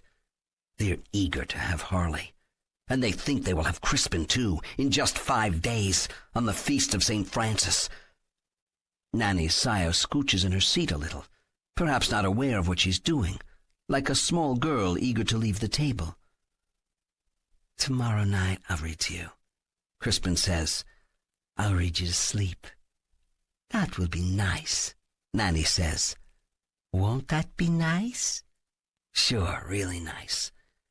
And then, without knowing what he means by it, yet aware that it is the right suggestion to make, he says, "Just the two of us, and we don't have to tell anybody." Her stare seems to drill right through him and out the back of his head. At last she whispers, "That's right, sweetie. We don't have to tell anyone." "All right," he says. She leans forward, her face inches from his. "Give Nanny a good night kiss." Although he has always before kissed her on the cheek, he knows intuitively what he must do to ensure her trust. He leans forward and clumsily kisses her full on the mouth. "Sleep tight, little man," she whispers. "You too." After Nanny Sayo has been gone for a few minutes, Crispin dumps the rest of his dinner into the sideboard, between the folded linens. In his room, one of the maids has turned down his bed earlier than usual. With spare blankets, he tries to shape the body of a sleeping boy. He stuffs one of his pajama tops with a rolled towel to fill out an arm of it, and he arranges things so only the arm lies outside the covers, the hand apparently under his pillow. The head of this fake boy is beneath the covers as well, but Crispin often burrows when he sleeps, and she will have seen him like this before. He places the pirate novel on his nightstand and dials down the lamp to its dimmest setting. In the dark closet, leaving the door ajar an inch, Crispin waits impatiently for 40 minutes before Nanny Sayo returns. She goes to his bedside and gazes down on what she thinks is her little man. Unlike the night of July 26th, she does not pay a lengthy visit, tarries perhaps half a minute, not long enough to wonder that this sleeping boy is breathing too shallowly to be heard. When she leaves, she hurries in a silken rustle and closes the door less quietly than usual, convinced that his dinner has undone him. After waiting a few minutes, he cautiously leaves his room. The second-floor hallway is deserted. The stillness that has settled on the house reminds him of the ominous hush on that terrible night in July. The time is only 7:42. On that other night, the night of Saints Anne and Joachim, Theron Hall was not this quiet until 9:30. Maybe this feast will begin early. Certain that Nanny Sayo's eagerness is shared by all the rest of them, that something bad might happen to Harley sooner than anticipated, Crispin makes no effort to be stealthy. He races along the hallway to the central stairs, which servants and children are never supposed to use. Between the second and the ground floors, two staircases sweep down the walls of a round foyer, forming a kind of harp when you look at them from below. He takes the nearest, descending 2 steps at a time, and dashes across the marble-floored entry to the front door. He intends to run into the street, flag down vehicles, bring traffic to a stop, look for a police cruiser. He'll tell them that terrorists have broken into Theron Hall and taken everyone hostage, his parents and brother and the entire staff. Terrorists with guns, and they've taken everyone to the basement. Crispin will make so much commotion that the police will have to send in a SWAT team like they always do on TV. And when that starts to happen, nobody will dare do anything to Harley. They won't dare. When he yanks open the front door, he discovers a uniformed policeman standing on the doorstep, not facing Crispin as if about to ring the bell, but facing the street as if guarding the house. He is a big man, and when he turns to the boy, he's got a billy club in one hand. His face is broad and hard, and in the stooped light, red with anger. "You should be in bed, Piglet." Crispin lets go of the door, backs away as it swings shut. The policeman can be seen in silhouette through the beveled and lightly frosted glass in the top half of the door, but he does not attempt to come inside.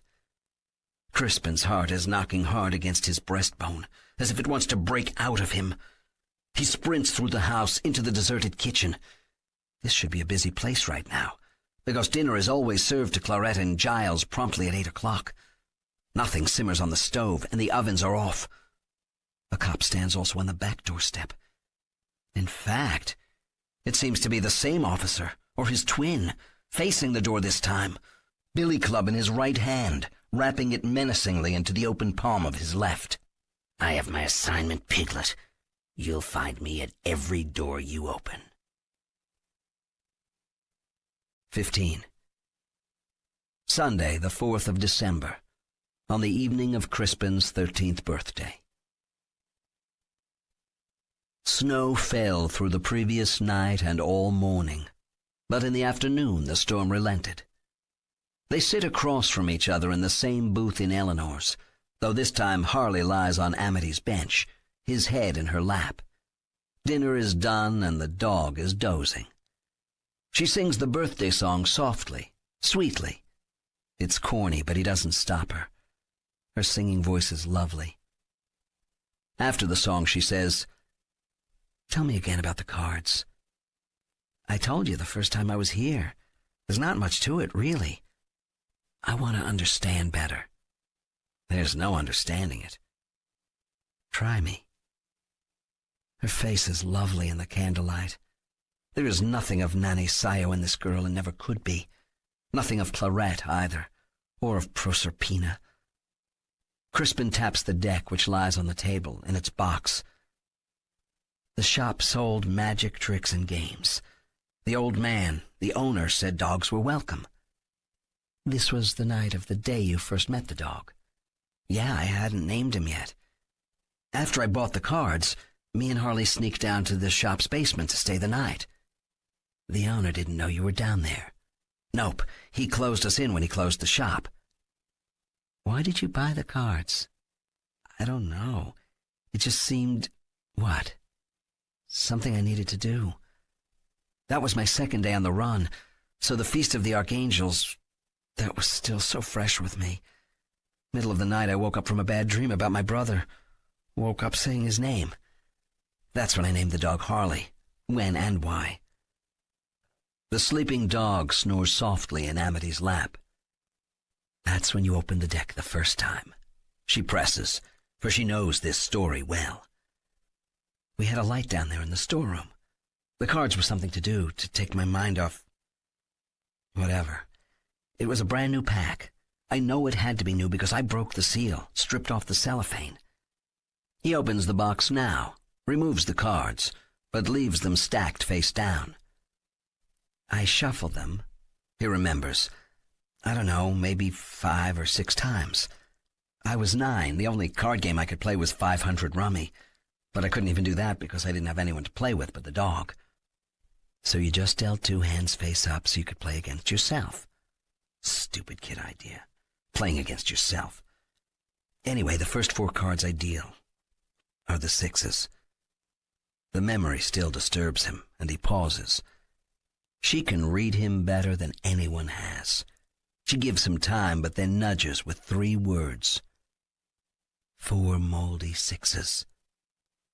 A brand new deck, but the 6s are dirty, creased and moldy. Like the 6s on the warehouse floor. Exactly like. There were other cards scattered on the warehouse floor when the dog led me in there to the dead junkie and his money, but the 6s were all together, face up. All together when you went in. Yeah, but when we came out, only 1 6 was on the floor. All the other cards seemed to be scattered where they had been, but 3 of the 6s were missing. Someone took them. No one was there.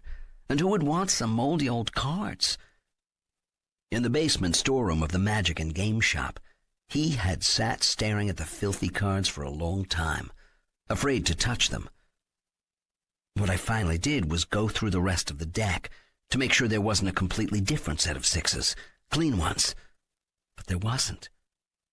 And none of the other cards were dirty or creased or moldy. None, he confirms.